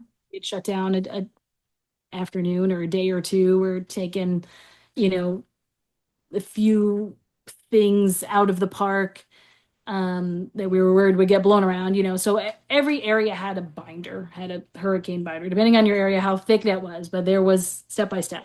And I had already been involved several times in several other departments of, like, let's pull out, it's almost hurricane season, let's pull out the binder. What do we need to update? Do we have a hurricane team? And so, but this was why, and I will never forget being in Team Disney, and we'd kind of started, it was before even before we were closing down Walt Disney World, things were Mhm. obviously changing. So like hand sanitizing stations, mobile sinks, like we were just looking, Disney looked at creating their own hand sanitizer, like basically making in one of their warehouses, making their own hand sanitizer because the volumes in which they needed it were astronomical. Right. Then Right. And everyone had this worry we're running out. We can't get our yeah, hands on it. Yeah. like what so part of that team and then we would have like smaller teams but then we'd also have bigger regroups and we were in one of the bigger regroups and there was a lot of buzz. You could tell like something was just going to be different about this meeting and then in walks this definitely dates the time period of the Walt Disney Company, but in walks Bob Chapek and Bob Iger. I was like okay, Wow. so one, kind of cool but also like all right, this is they came here and I guess they had a shareholder meeting in Virginia, so they weren't too far. And so they had some great things to share and just kind of what this world looks like. I remember we were among the first that heard the term social distancing. We had someone who her role was to be a liaison with the all the powers that be outside Disney, of course, because everyone is looking at what the pandemic could mean. And so she's like, there's this term, they're throwing it around. They're not sure if they're going to say, but social distancing, where it's like, and so then we were like, do we literally put X's on the ground? Do we put Mickey? So yeah. But then when it turned into, we are a global, people come here from all walks of life. Yeah. There's no way, in general, right? You Yeah. people know, you come now, you're going to get a cold, unfortunately, stomach virus. Like it's, It's when you going to happen. You're going to be in close quarters with other people. yeah, the Yeah. flu, all sorts of things are, Mhm. are going to happen. So let alone something with this much magnitude and weight. So we're like, it's been here. There's no doubt, whether we can document it or not. So what can we really do to mitigate it and like minimize the risk and still keep the trust of cast members, especially who are coming to work every day, and then the guests. Yeah. So and also we learned this too with the tsunami that happened a couple years ago in Japan. That was also a tent pole. So and also Hong Kong, our foreign parks were a couple steps ahead of us during the pandemic. So there's a lot of partnership there. But when Tokyo closed for the tsunami, they had some residual effects, Mm. power outages and stuff, but then also just out of respect for the gravity of what was going on. Until day after day, people showed up at the gates and said, please let us in. Like we want Disney right now. So Yeah. like to have stories like that to go, okay, so how can we be that escape for people, but still be responsible? Hmm. And then when it got to a point where like, no, we have to close our gates. Yeah. So that was, whew, that was, those were crazy words to say. And I'll never, Josh Tomorrow at the time was head of Disney World, which I will say, I'll just go on a side note. Josh is a wonderful leader. He, it's so cool to watch him advance in the company, and it's hard when you're in those types of very visible roles. But going back to my days of My Magic Plus, he's one of the executives. I didn't support him directly, but when we had our town halls and things, very thoughtful, very kind, very involved. Like you can just tell when he's having a conversation with you, he really wants to know what you're saying. Mm. So I will always, whenever I see his name getting dragged through the mud, not again, no, none of us are perfect, and he's in a very tough job now too. But I remember at that moment, he gave one of the pep talks in the regroup, and he's like, "We're going to talk about some stuff that's highly confidential."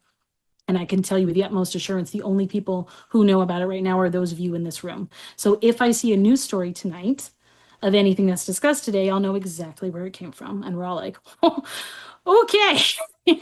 So I thought it was confidentially around My Magic Plus, but this was a whole new level. And Right. so I was assigned to the facilities team, which was really interesting. I'd never really worked with them, but they had been gathering from all sorts of corners and spreadsheets of what are they responsible for. And so every department essentially had to do this. If you had to shut down, so think hurricane, but we thought maybe for like 2 weeks. Mm. Um, what do you need to shut down and what can you not shut down? So facilities was really interesting. And I was basically there because they didn't have someone who could help put everything together, make the presentation to go, here's what we can. So I was kind of helped to consolidate and wrangle. And I did a lot of listening because I was like, I'm not a subject matter expert at all. But like pest control, this is Florida. You can't stop pest control. So There true. but carpet cleaning, you know what? There's not thousands of people walking on the carpet in contemporary. So no, that probably doesn't have to be cleaned every night. So you can pull back on that. Tree trimming.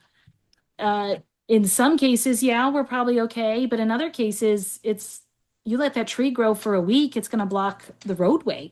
So what trees should be trimmed? And so it was so macro, but so fascinating and so crazy. And oh my gosh, warehouse distribution.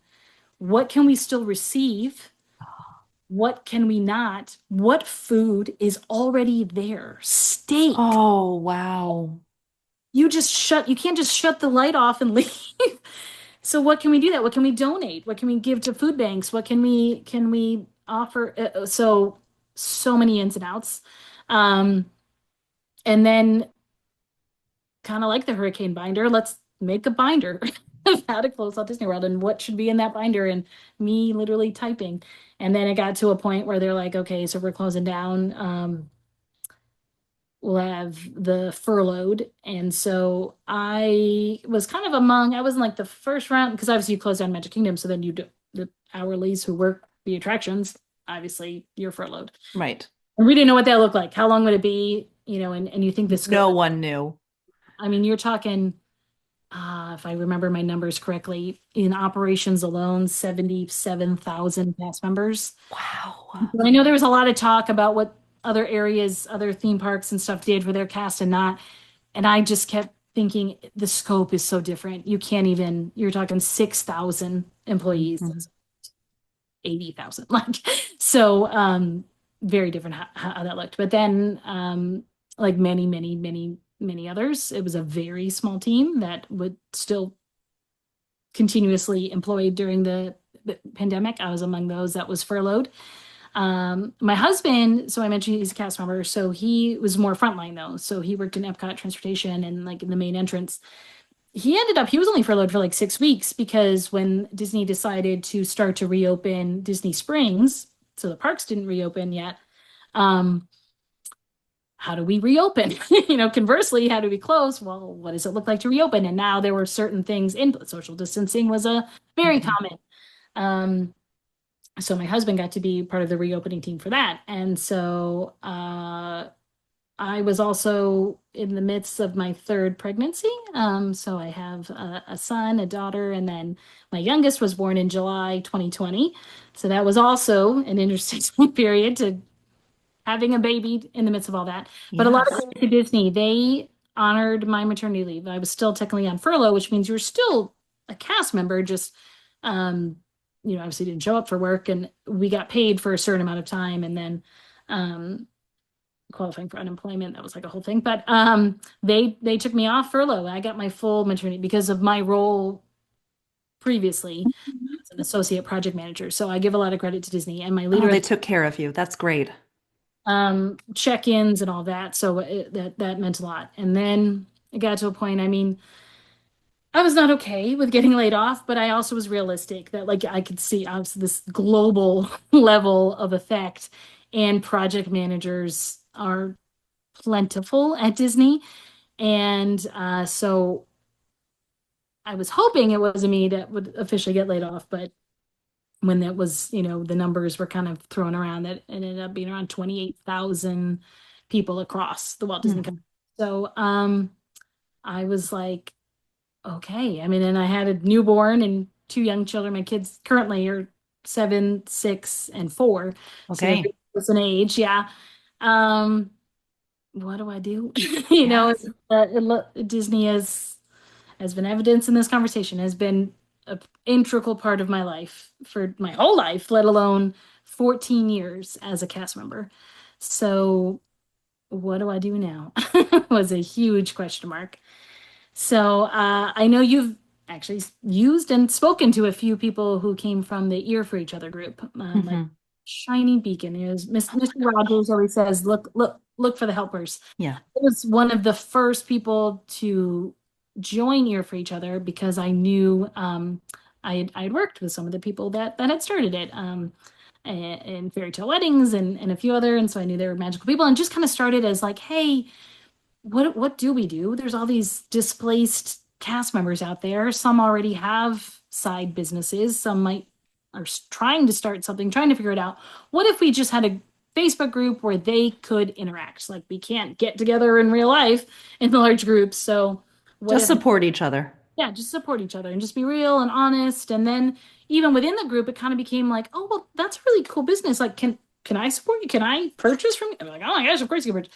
And then, gosh, that's a whole different conversation for another time. And the admins could definitely speak more to that. It grew and grew, and kind of became this. Well, I'm not a cast member. I don't even have a business, but I want to support you. So it's can I join the group? So and now it's like 285,000 people in the group, and it really is, especially on the internet, Mm. to have a group that really does want to support each other, that Yeah. really is creative. And because you'll even see there's several bakers or bakeries, people started cottage bakeries. I actually now fast forward, I work part-time for one of them, Storybook Delights. Oh, how fun. I just saw them pop up the other Oh my day. God. And it's just serendipitous that we're both like story. I'm next page with Meg and she's Storybook Delight. She was looking for a delivery driver. And so I was like, and hours are super flexible. I can bring my kids if I need to. I can, so, Right.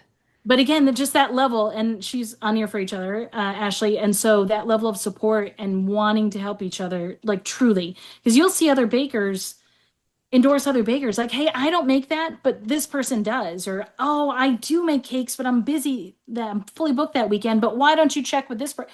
And so I like very little do you see other people honestly endorsing people like that. I always think like the movie Miracle on 34th Street, like one of the ways when Santa, he gets hired as the Macy Santas, he tells someone to go buy a toy. It's on sale at a different department store, and people are like, "Why would you send someone to a different store?" But it turns out it builds trust and loyalty. Right. Yeah.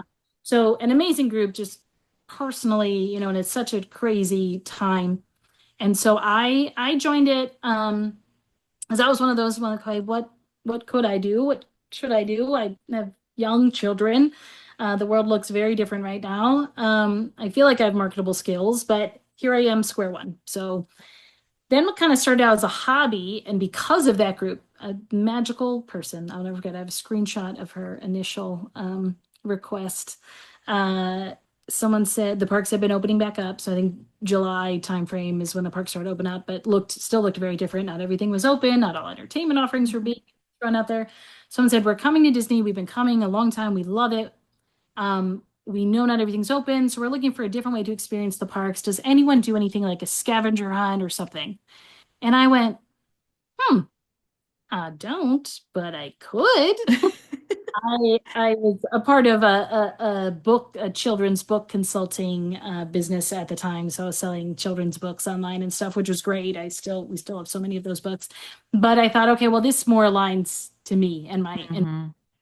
so I responded, yeah. And I thought back to my time with Disney. I'd, been traditions and I'd been um always been fascinated with Disney heritage. A lot of my role when I helped executives produce presentations, a lot of them would go, I need a Walt story. Or I need something that connects back to heritage. Meg, can you get me something? I'm like, yep, I got just a story. So I'm like, okay, I can tap into all of that. And so I started with the four parks. And I knew things were kind of out there, but what I really wanted to do and what going back, I think I mentioned it at the beginning of this conversation, when I was young, the details that are in these theme parks are just so fascinating to me. And not to say the big attractions are amazing. And I've been there rope dropping where you're like, don't running, but hustle, hustle, hustle, hustle. Right. Passing by all this stuff, or like, oh my gosh, it's time for our dining reservation. We got to rush over here. And even now, too, with multi lanes and all that, there's so much things that you're trying to rush and get to. But there's so many cool things. One of my greatest memories back, oh gosh, this had to be the mid 90s in Adventureland. They had the search for the golden idol. Oh. Remembers this. My family became quite obsessed with it. Every single trip. I don't remember being advert. I don't even think it was in the park map. I think we just were talking to a cast member one day and they're like, hey, we have this like scavenger hunt around Adventureland, and you would get like physical pieces of paper. I have to find them. My mom recently found like a Ziploc bag with like a whole set in them. I was like, oh my gosh.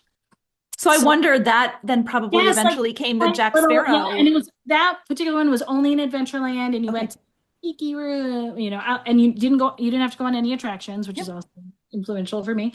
Um, but then there was this physical golden idol that would be hidden in the land. You found it, and this was well before even fast passes existed. You got like a physical piece of paper, and they wrote your family name, and you got to go through an expedited line. And so I remember using it on like Space Mountain, and yeah, at that point it was only like if you had the equivalent of the DAS pass, or where it was back then, there was no fast pass, did not exist. So I remember people being like, where's that family going? How do they get to do it? Well, we found the golden idol. So like those little moments, and I went, gosh, I want to capture that. It was so cool to search around with my family. I'd always loved looking for details. I was always the one. I love the full gamut of Disney movies. I just showed my kids. We'd seen it before, but it'd been a while. One of my favorites is Pollyanna. Uh, Oh, good classic. and yeah, Swiss Family Robinson.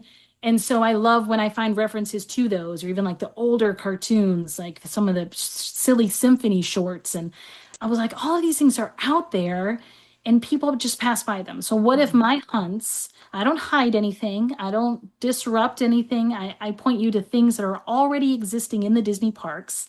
But even if it's your first time or quite honestly your 100th, whether you're a Disney Vacation Club member, an annual pass holder, yeah, maybe there's seagulls outside the living seas, but how many are there? Have you ever counted them? Or you've, walked into Journey of Water and Spread Moana, but have you looked at the life cycle of water and like what happens in the second one? What's hidden in there? Um, All around World Showcase. Oh my, it's just so Mm. much stuff. And then I kind of thought, escape rooms are really cool. Is there a way I can kind of have it all contained? And what I really wanted to do is like when you had the box, you had everything you needed, so there's a pen in there, and I have a spy pen with the like, I use the invisible ink, and then you need to use the pen to reveal where to start, and different tasks to do.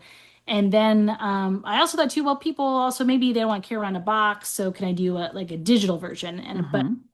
tentpole for me was I wanted them to be different. So you could get the Magic Kingdom digital version and the Magic Kingdom box, and they're different clues, they're different structures. Because with my boxes, I also include a prize that I have in like a white pouch. And you have to, it's locked, and the only way to get the combination is to complete the clue pamphlet. And then one of the last tasks, you open the envelope. This little dream squad in me got to open the envelope at the right time. Tells you I to go, love it. oh, the right, what's the answer to question four is your first number. Okay, question seven minus two from that number. And so it gives you the combination to then open up. And I have just little, fun little trophy and magnifying glass inside. And so that kind of started sort of like a hobby. Again, I could do it from my house. I already knew a bunch of stuff. And then people started to ask, what about resorts? Oh my gosh, we'd love to do this. We have a pool day, a rest day, or we're going to resort hop. Hmm.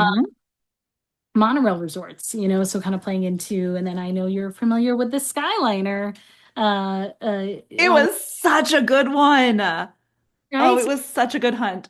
Stuff you see from the sky itself, or when you stop at Riviera and, all those different spots. So, yeah, I just keep evolving it. I've done team hunts, whether it's there was a really fun like mother-daughter group that were coming and they were competitive. They told me that. They're like, we want to like we're gonna split up in teams. And so I made a team hunt for around Disney Springs, and I've done it for a few companies, and it's really just different and outside the box and challenging. Now I've started to expand to Universal. My first one was actually for the Harry Potter Wizarding Worlds, which I grew up a fan. I not as much as some I see. I think I was, sort of in the Disney bubble, but I've grown to appreciate it even more. And then especially going to those Diagon Alley and Hogsmeade, it's just like, whoa. And so Hmm. actually a Make-A-Wish family who was coming down and they had heard about me. So she reached out and she said, my son loves theme parks and he loves Harry Potter, but he's not able to go on a lot of attractions, especially some of the ones at Universal that are more intense. So do you, and at that time I didn't have anything for Universal, but I was like, they're from Pennsylvania and Philadelphia fans. And so I turned to my husband. I was like, I have to make this. I have to. So I bought an annual pass and I'd been to Universal a few times. And so that's where I really started to change my verbiage too. I was like, oh, I'm a Disney theme park fan. I was like, you know what? I'm a theme park fan. Like, there's nothing like that. Going back to my thesis from college, going into a reality based on a non-reality, like it's just gosh, so cool. And Universal also, Universal Creative, like what they include and the nooks and crannies and in the windows. And um, I think in general, too, people don't always think Universal in that sense. I think Epic is changing a lot, but their current parks, yeah, they have awesome thrill rides, but they're storytellers, like what they're and there's a lot of cross. There's Disney Imagineers or Universal Creative, Disney Imagine, so and any of this stuff that those teams are working on, I feel like is a win for all theme park fans. So whether it's Epic or Villains Land or all that, I think there's a very exciting time to be coming to the It theme. they just keep raising the bar for each other. And when that happens, we all win. Exactly. Yeah, that's why Yeah. everyone's like, "Oh, it's going to be the death of this." I'm like, Mm-mm. no one's going away. And yeah, the great part is everyone's going to get better. And you saw it with all, with opening of Animal Kingdom and Islands of Adventure and SeaWorld, and so Central Florida is a very interesting dynamic and economy. Obviously, it's so tourism based, which was also hard with the pandemic. So it was hit Hmm. hard because travel looked extremely different. So to see it coming back is really exciting too. So yeah, I've been creating these story hunts, and then I even got into themed letter bundles. People were like, "Oh, we're coming to Disney. We're coming to Hogwarts. Could you do a Hmm. letter?" I was like, absolutely. And what Yes, I actually recommended you to a friend who she's huge Harry Potter fan, bringing her kids for the first time. They're all just diehard Harry Potter fans. And I oh, said, you have to reach out to Meg to get a letter. oh, fantastic. Love Yeah, that. Thank you. Word of of mouth course. is huge, especially on small businesses and all of that. So yeah, so here I am since, gosh, now I think 2021 Hmm. started that. I think for me too, because people ask like, oh, would you go back to Disney or would you get, a traditional job? And my answer is never no. I don't recommend getting laid off. I understand it was a very different, but for where I am right now and my kids and school age and activities, it's amazing to have this flexibility and still be connected to the theme parks and Disney and Right. the I've been a part of engagements, which is like so amazing, or parents coming back from deployment where like the kids did the scavenger hunt, but at the end was their dad, Oh my gosh.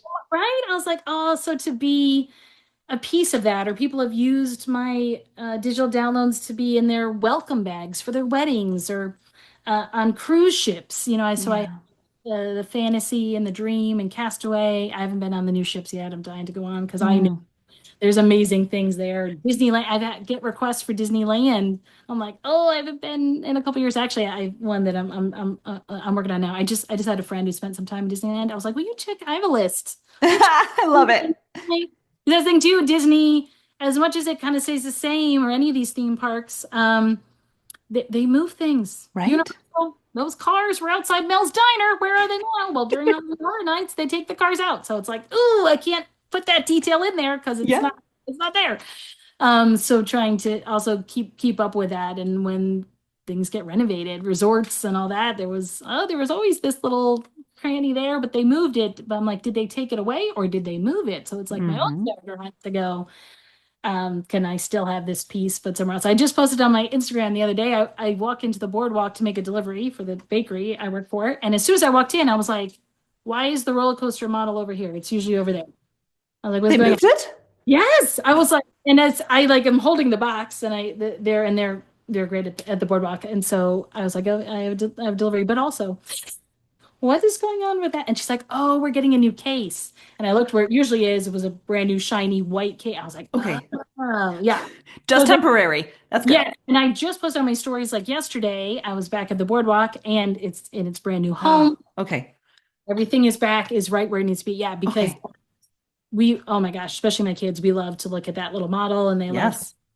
the inverted part of the coaster, the like tiny little top hat that's coming after the guy's head. Yeah. So Yep. I'm Yep. also raising my children to look for tiny details, which is a blessing and a curse because it's so cool that I've put things in my hunts that they've noticed that I didn't even. I was like, what? Especially their height, Hmm. read things differently. And so that's why I always tell people I really try to design my hunts for a variety of ages and abilities. And because yeah, I think my kids help me with that perspective to go, oh wait, yeah, there is something under there. I didn't see that. So like things like hidden Mickeys and stuff have been talked about for a long, long time. And especially now with YouTubers and vloggers, there's so many good ones out there. And the Imagineering story on Disney Plus and Hmm. well, I always devoured those. I have stacks of books on Yeah. Disney gardening and the Imagineering field guides that I've been reading for years. And so now with my stuff, I reference those. I love it. I love it. And it's just another way that people can experience the parks in such a unique way where it's not in the phone. Because I feel like that's a trouble right now, right? That we have to access rides through our phone. We have to know about wait times and dining reservation. All of it's through our phones. And what I love about your hunts is that you're having people stop and look and be present and not just what's coming next, but what's around you. And there's been a few times, not a lot, where I've caught someone in the wild doing it, and those are really cool moments for me. And I saw someone at Disney Springs in Goofy's Candy Company, and that I have them use the Funhouse mirror. The Mhm. way I print my clue purposely distorted, so you have to use the reflection of the mirror to make the letters appear normal. And oh my gosh, it was so to see this whole family huddled around the mirror, going, no, no, no, put it up. Hold on. Well, no, wait, dad's taller, so put it.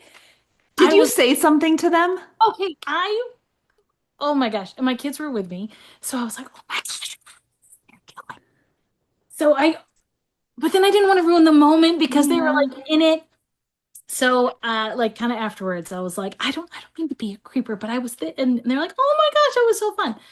So, or I'd like a super random time I was taking a picture. Sometimes I'll do checkout guides for some of the special events. So like Mickey's Not So Scary, because with Mhm. those, like, oh, those events, I love those events. They're Yeah. just so fun. But again, there's so much to appreciate. And especially when you're in the treat line. And what I love about the treats is often they're in places where either you don't normally get to go or you don't get to stand for a certain amount. Sometimes the treats go quick, quick, quick. But Mhm. like for a couple years they had it like in Country Bear theater, which usually Mm-hmm. when you sit down, they turn down the lights. So you don't see that the carvings that are on the top of around and the the you see, I think feel like you see the moose heads, all that. So I was like, oh, while you're getting your treats, like take note. There's this cool stuff all around you. But I was taking a picture of one of them. There's like a pumpkin, and someone came behind me and went, "Are you Meg?" And I was like, "What? Yes." They're like, "Oh my gosh, we got one of your hunts. We're gonna do it later this week." She's like, "I saw what you were holding," and my daughter's like, "I think that's her." And it was, small claim to fame, but I was like, "Oh my gosh, that That's like so cool. my day to Yeah.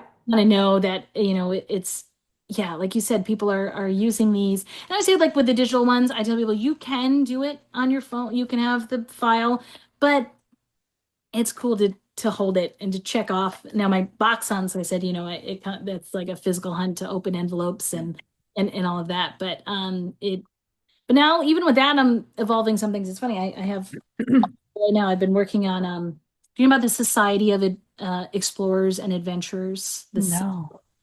okay, oh, this is a whole wrap if you want a whole Oh.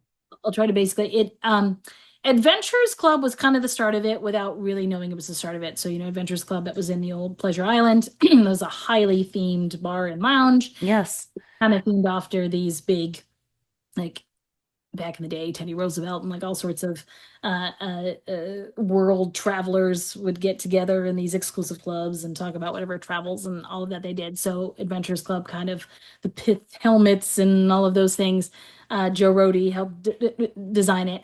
So then fast forward, especially with the Asian parks were being designed, they really wanted, when Tokyo was doing kind of their version of Tom Sawyer Island, they're like, we want something like that where people get to explore, but not Tom Sawyer because that doesn't translate well here. Not many people read that book. So they're like, oh, we're intrigued by this sort of travel club. So they started the storyline of the Society of Explorers and Adventurers, so the SEA or the Mm. C. And it's very involved. It has grown. You get things like Mystic Manor in Hong Kong that is deep in the sea. The Okay. Lord Henry Manor or Lord Henry Mystic is a member of the sea, and the version of Tower of Terror that's at Tokyo Sea is High Tower. He's a member of the sea. And when they redid Big Thunder a few years ago, which got back my roots, I was very excited. They added Barnabas T. Bullion, and he who looks a little bit like Tony Baxter, one of the Imagineers who originally worked on. So they're kind of blurring the lines between, story and honoring people. But it's this whole integrated. And then Jungle Cruise is a big part of it. Jungle Cruise Skipper Canteen, if you eat there, Okay. Yes. it's a part of the sea. Okay. This is all making sense now. I'm seeing that Okay, yeah, connection. like you kind of Yes. have these things, and so many of it is interconnected. People really hope, I'm among them, that they like Skipper Canteen was probably one of the bigger ones. Like in Hong Kong, Mystic Manor is a huge attraction. Yeah. Your version of Haunted Mansion, that's a part of the sea. World and Land have a little bit more. Indiana Jones Mhm. has lore and ties. Jock Lindsay at Disney Springs, Right. he's he's one of the sea. So I've been working on the kind of a hunt like I've never worked on before because usually I either have a box, but like what are cool kind of adventure type things that I could use and do that helps you discover storyline of the sea. So this all takes place in Magic Kingdom, mainly in Adventureland, because that's where a lot of the references are. But Rosita, one of the birds in the tiki, Oh she's my got goodness. sea. And I mentioned Big Thunder, so I've got this. I don't want to reveal too much, but like this whole little, I found this cool kind of leatherish wrap online. So all of the props and things you need are rolled up in there, and then the idea is you kind of stumbled upon a mail bag. So speaking of Jock Lindsay, some airmail that's meant for Jock, but it's got a clue inside for you. And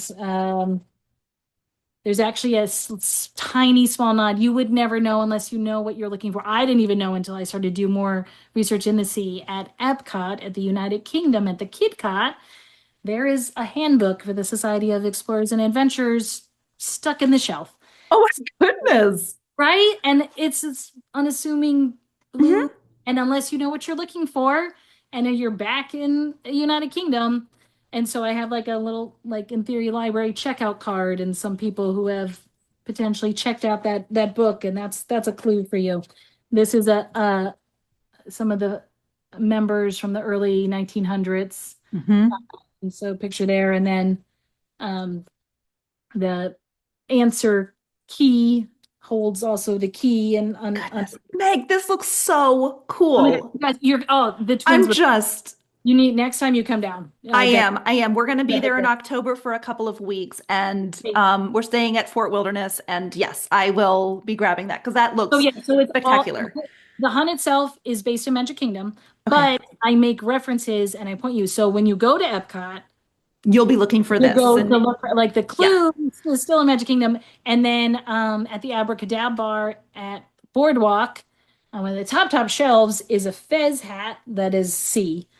So Gosh, my you're just clue, going to be seeing it all over, like you find your hidden Disney, your hidden Mickeys. yes, yeah. So now when you like know kind of what you're looking for, you're like, wait a second, and that is constantly what I'm doing too. If I see something, I'm like, that looks, let me Google that, or let me write that down and see if I can find, especially if it's numbers, a date, it always means something. That's what I've learned. And even if you can't find it, then it's probably something personal. Mhm. Imagineers, Universal Creative will use their own birthdays. They will use their child's birthday for some, so it always means something. There's Yeah. always, and even unassuming, when I was doing this research at the exit of Jungle Cruise. Like there's always cool stuff there, and I'm always kind of like at the maps. And I know there's luggage, and I had read that Mary Oceaneer, who is a ocean explorer, who created the Oceaneer Labs on the Disney Cruise Line. So have your kids next time they go to the Oceaneer Labs. There is references to the sea in the Oceaneer Lab. Hightower and Mystic Manor. There are like Oh, fun. advertisements. In the queue of Jungle Cruise, the one bulletin board has all sorts of stuff like this. But at the exit on one of the luggages, I never noticed it until I was looking for this hunt, is it Castaway Key. And I was like, what? And it's pretty big. Like once you know to look for it. And it's a nod to Mary Oceaneer, who she also explored Castaway, like in it's all connected. So cruise Yeah. line, international parks, it's all a part of the sea. Oh my And gosh. so I've never made a hunt quite like this, where I'm like, here's this mailbag. Like usually, like in my box, things are like a little more, together. Like here's your envelope number one and envelope number two, and you follow along on the pamphlet. But this, I wanted it to be an adventure itself, to like unearth the clues and the props, and why do I have a fan with a peacock on it, and why, so it's all this hunt was really fun to create. And I first did it for a group of ladies who did a special event, and they kind of all dressed up, all fun for Adventureland. And then I was like, man, this was so fun Gosh. to create. I gotta I put this. mean, it is really like an escape room within Disney World. That is just Yep. so cool, Meg. Okay, And so how can people find you? so, gosh, that's been an evolution throughout all this too. Another year for each other person. And Kristen helped me in the past year finalize my website. And Hmm. what's great is we were able to get nextpagewithmeg.com. So Yay. it's not, yeah, I'm like, I don't want extra letters. And then same thing on Facebook and Instagram, next page with Meg. And that was all kind of part of my evolution. I kept asking myself, what's next? What's next? I got to turn the page. And I was like, well, what if I am next page with Meg? And then kind of serendipitously, it was after I decided that name, and I would just write NPM, NPM. And it dawned on me, something was working in my brain. My three children are Neil, Peter, and Mari, NPM. Now, out of age order, Mari's in the middle, but Yeah. still. So That's so when I fun. when I designed my logo, I did the M for Meg, but I also, to me, it was like, gosh, life is so monstrous. There's so much big things happening. How can I help make it, the scary fun? So I have on my M, I have three like monster eyes, and they're for each of my three kids. So there's a blue, a red, and a green one. One. Oh my gosh. That is so cool. That is so cool. Okay, perfect. I'm going to put it in the show notes as well so people can just link right there. But please go find Next Page with Meg and support these amazing hunts that you're putting together. Um, Okay, before we end, because I know I could keep hearing you talk, what you have I know I shared. wrote, I was like, I am a storyteller. I've always been a storyteller, so I said, yeah, I I go into any of these topics even more. I love it. Well, what I love is that you've given a history lesson into this period of Disney that I kind of knew about, but truly from my teens to my adulthood having children, like I was not huge into Disney World because I was just in life. And Yeah. so I knew about some of these things, but only recently I've started really diving in. And so to hear it from you who dealt with all of it directly, it's a history lesson. So thank you. Yeah. Okay, so I have some magic minute questions that I want to ask, and the whole idea is that this is going to be our rapid fire question. So, first thing that comes to your head when I ask it. You ready? Okay. Okay. Yes. What is your favorite Disney movie?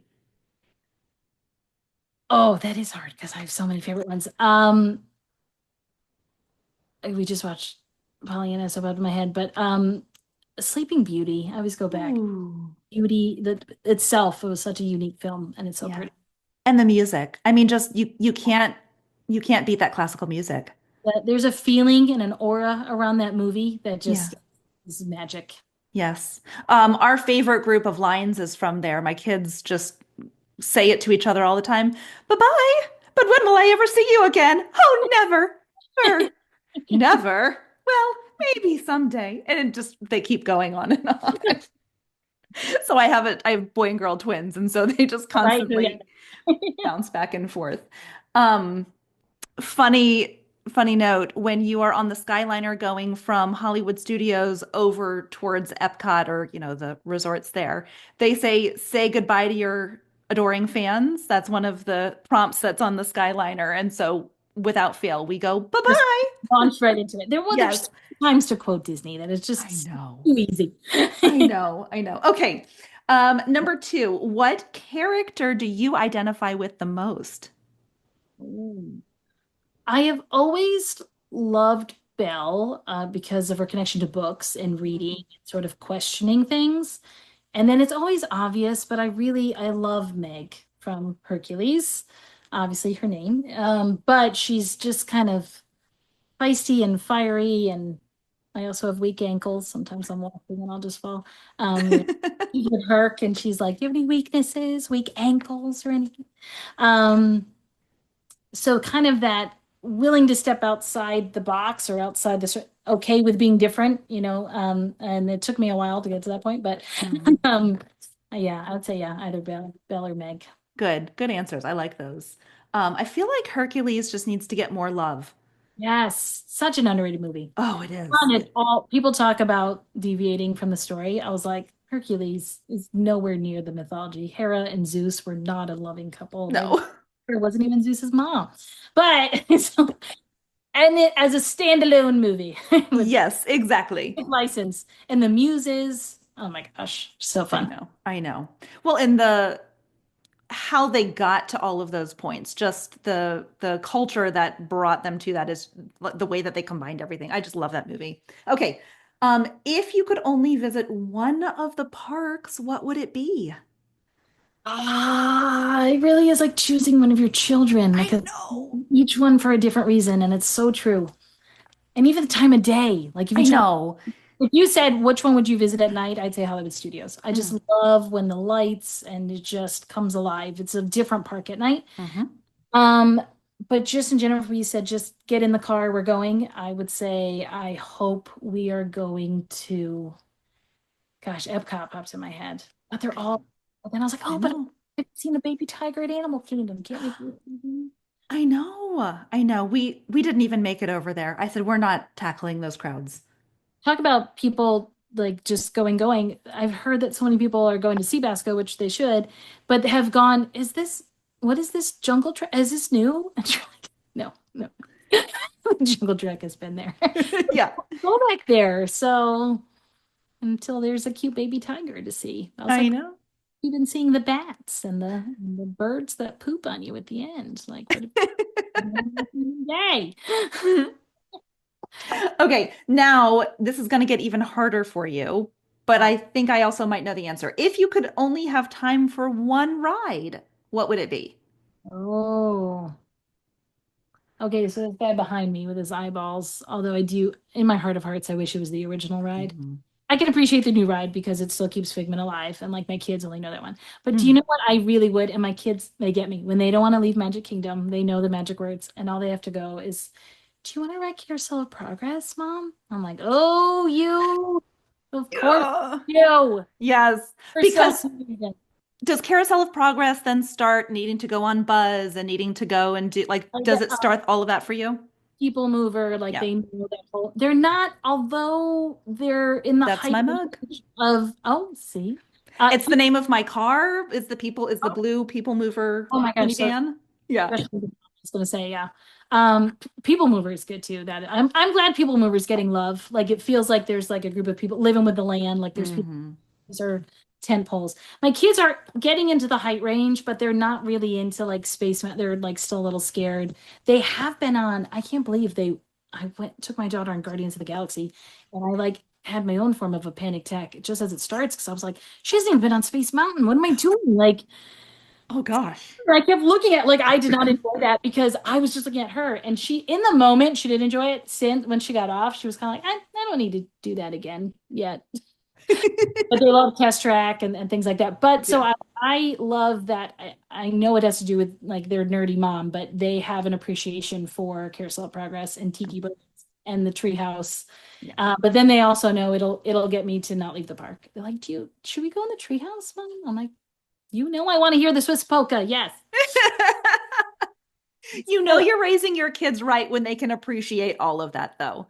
we sing to "There's a Great Big Beautiful Tomorrow" when Yeah. John says everybody now we listen we Yeah. belt it out. When the animatronic tells you to do it, you just have to do it. He's talking to you. Yes. Yes, he will haunt you otherwise.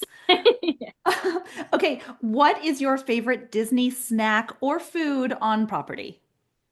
Ooh, on property. So that could be resorts or it could be in parks. Let's see, like food wise, Riviera in general popped in. Their quick service is really good. They've Mm-hmm. um good variety and everything's very very tasty. Um, I'm not a Dole Whip fan. I don't like pineapple, so I don't. We can't leave the park without getting a pretzel and or popcorn. Those are pretty Okay. stable. Very classic. I feel like those are kind of the more run of the mill. But it is rare for us to go to the parks and not get that, especially my son, my oldest loves the pretzels and my daughter and youngest love the popcorn. So, Okay. but when I think about like my favorite, like what gets me excited, um, cupcakes are hard because I feel like some of them they look really nice, but at Old Key West and Saratoga, they have the milk and cookies cupcake. And the cake itself, I think, is vanilla, but inside is like a cookie dough. And the icing, the frosting is very like milk. It's very light and airy. It's not as heavy as a buttercream.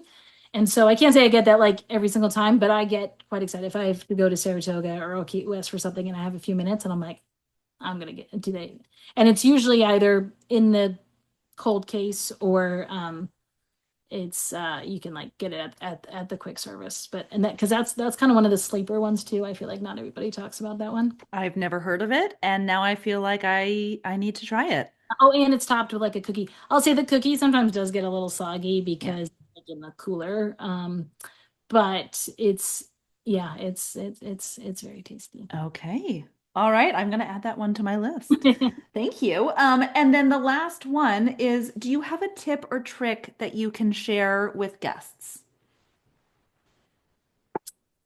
My number one would be is slow down. Sometimes like I get it, and especially if this is your one and done trip, you've saved up and like I don't think we'll ever be able to come or not like this or we can't do all four parks. I see all the time online. Is it okay if we only do, first of all, yes, whatever it is, it's okay.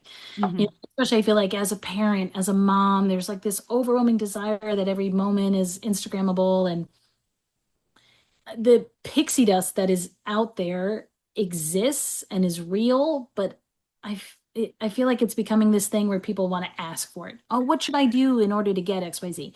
And part of it is to wear a birthday button, and you might get amazing pixie dust and you might not, but also it's kind of cool for complete strangers to go, happy birthday. I did that just the other day at Grand Floridian. I'm no Mhm. longer a cast member, but there's some people waiting outside, and I was like, oh my gosh, happy birthday. She's like, thank you. I'm like, My daughter, I mean, both myself and my daughter, every time we see a birthday button, we say it. And my daughter's 11 and she still loves to say happy right? birthday to If people. if they're wearing it, happily ever after, I'm celebrating, then they're wearing it for a reason. So Yeah. yeah, take those moments. Of course, I'll encourage you the details, but just there is magic in that too. There's amazing attractions and dining experiences that you'll won't be able to get anywhere else, but there are also small those sometimes those in between moments are just as special when you're watching the parade. I like to watch the parade, but I watch my kids watch the parade. Yeah. And like when Mickey comes around the corner, their favorite, they didn't expect, their Merida to be on the cavalcade and like, or don't be weird about it, but like other people watch other people, you can always tell the first timers. And I think too, especially people who come all the time, we still enjoy it. But sometimes you forget that. Like I love to go on things like Tower of Terror or Mhm. people who have clearly never been on it before. And all of a sudden you're like, oh my gosh, in your head, you're like, I don't even know you, but wait until we get to this part. Yeah. You And won't know what's coming. so just take it in, slow down. It you won't get to do everything. Yeah. It's not going to happen, even if you're here 2 3 weeks. Hence why people we have annual passes and we go even we're local. Yeah, right. So like in theory, you would think we've seen everything, done everything. There's even one hunt I was doing, and it was a location I've been to a bunch of times. So I told my husband, I'm like, hey, I'm going to swing over Port Orleans French Quarter. He's like, do you not know every inch of that place by now? And I was like, I still go, wait, was that always right there? So there's still, oh, and like I said, they move stuff and Yeah. change. So there's really cool. And I always said with the magic, one of my one side projects a while ago, years ago, was to catalog magical moments. So like I went to every area. I was like, what pixie dust do you create? Back then we more so called them magical moments, but so it's the glitter in your hair at Hmm. Sir Mickey's or whatnot. And so I like made a spreadsheet. I like catalog and across all four parks, Downtown Disney, Pleasure Island, all of those. And it was quite the list and it was really cool. And it was so awesome to talk to these cast members. But what I especially learned in that moment, and then I've learned so many times since, it hurts my heart a little bit when people, especially now on the internet, will go, oh, the magic is gone. Oh, I didn't feel any magic. And not to say things don't go wrong because they do, and Yeah. things it's hot and people have bad days, both guests and cast members and team members. But when magic happens, it's in connections. Mm. However, that connection can happen. Happy birthday. I saw your button. Um, I'm a football fan. I'm an Eagles fan, especially. So this past season was particularly magical. And I let my kids play hooky from school and we went to Magic Kingdom and we saw Jalen Hurts and to see all these Eagle fans and like chanting EAG, like I got emotional. Right. It's this connection. It's why cast members have their hometowns on their name tag. Like how many times have I either working and someone would go, oh, where's Lake Ariel? They're like, oh, I'm from Pittsburgh. I'm like, you're thinking like Erie. Lake Ariel's a tiny town on the other side, but if you fold Pennsylvania in half, then it would be Kissick. Um, or like I've seen someone say it's Hamlin, Pennsylvania, and they're like, and I'm like, oh my gosh, Hamlin. They're like, you don't know Hamlin. It's a tiny town. I'm like, I'm from Lake Ariel. They're like, oh, you don't know him. And that was magic. That was those connections. That is where the magic is. And sometimes it's a huge connection. And I'm giving you the Cinderella Castle suite because you're at the right place at the right time and it's overflowing magical. And sometimes I happen to have a sticker of your very favorite character that you never get to see. So it's so tiny, and the monetary investment sometimes isn't what the big deal is. It's the connection. So also long-winded way to say slow down and be open to those connections with your own family, with your own group, but also to people around you. When you slow down and talk to people behind you. I know it's a long line, I'm sorry, but talk to the people behind, they're also from New Orleans because they're here for Mardi Gras break, or, so it's I've taught my kids, like, look what people are wearing. Just the other day, my son wore a Transformers shirt to school, and when we were waiting to get in the classroom, another little boy was like, "Oh my gosh, who's on your shirt? Bumblebee. Oh, I think Optimus Prime is the best." And then these 4-year-olds are having a little chat about Transformers, and to me, that's like a little form of magic because they're connecting. They're Yes. seemingly strangers, but they're finding a way that they are similar, and so that happens all the time at the parks. It's there. The Mhm. magic is abs, and even the upteenth time when you're in, Mickey sees you, right? Like, hugs you. Cinderella waves to you. Right. That is a connection point, and that, Yeah. so be open to those. Don't be rushing around and in your phone so much that. And I know you have to. You've got to make a reservation, or you've got to check on this, or what time did we do that for? Or, oh, I got a work phone call. But slow down Yeah. and look for those connections. Yeah. I love it. And with that, we'll end this connection, I guess. Yes, I feel connected to you. Actually, Yeah. I have a cousin Dory, so every time you popped up, and then of course I would imagine when Finding Dory came out, you had some. Oh, I mean, so Finding Nemo came out right as I was going into my freshman college year.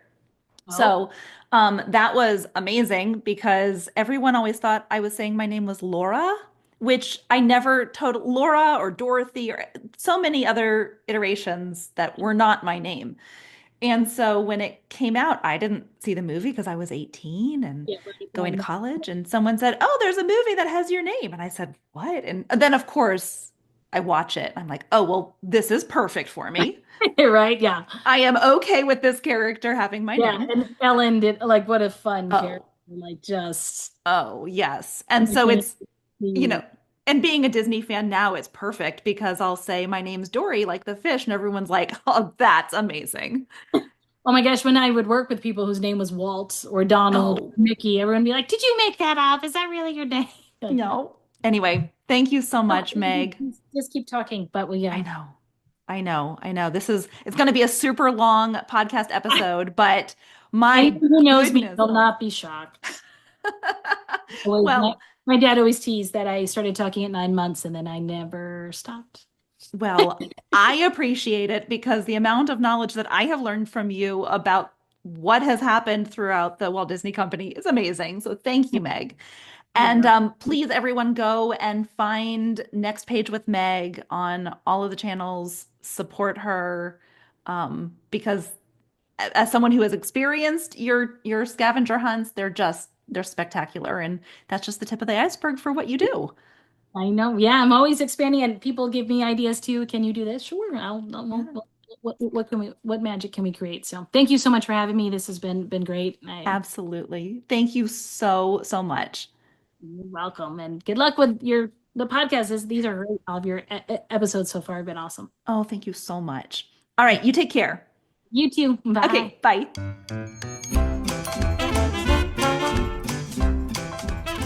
That's a wrap on this episode of Backstage Pass. I hope you loved getting a glimpse behind the magic with me today. As a note, the stories and views expressed in this podcast are not affiliated with, endorsed by, or sponsored by the Walt Disney Company.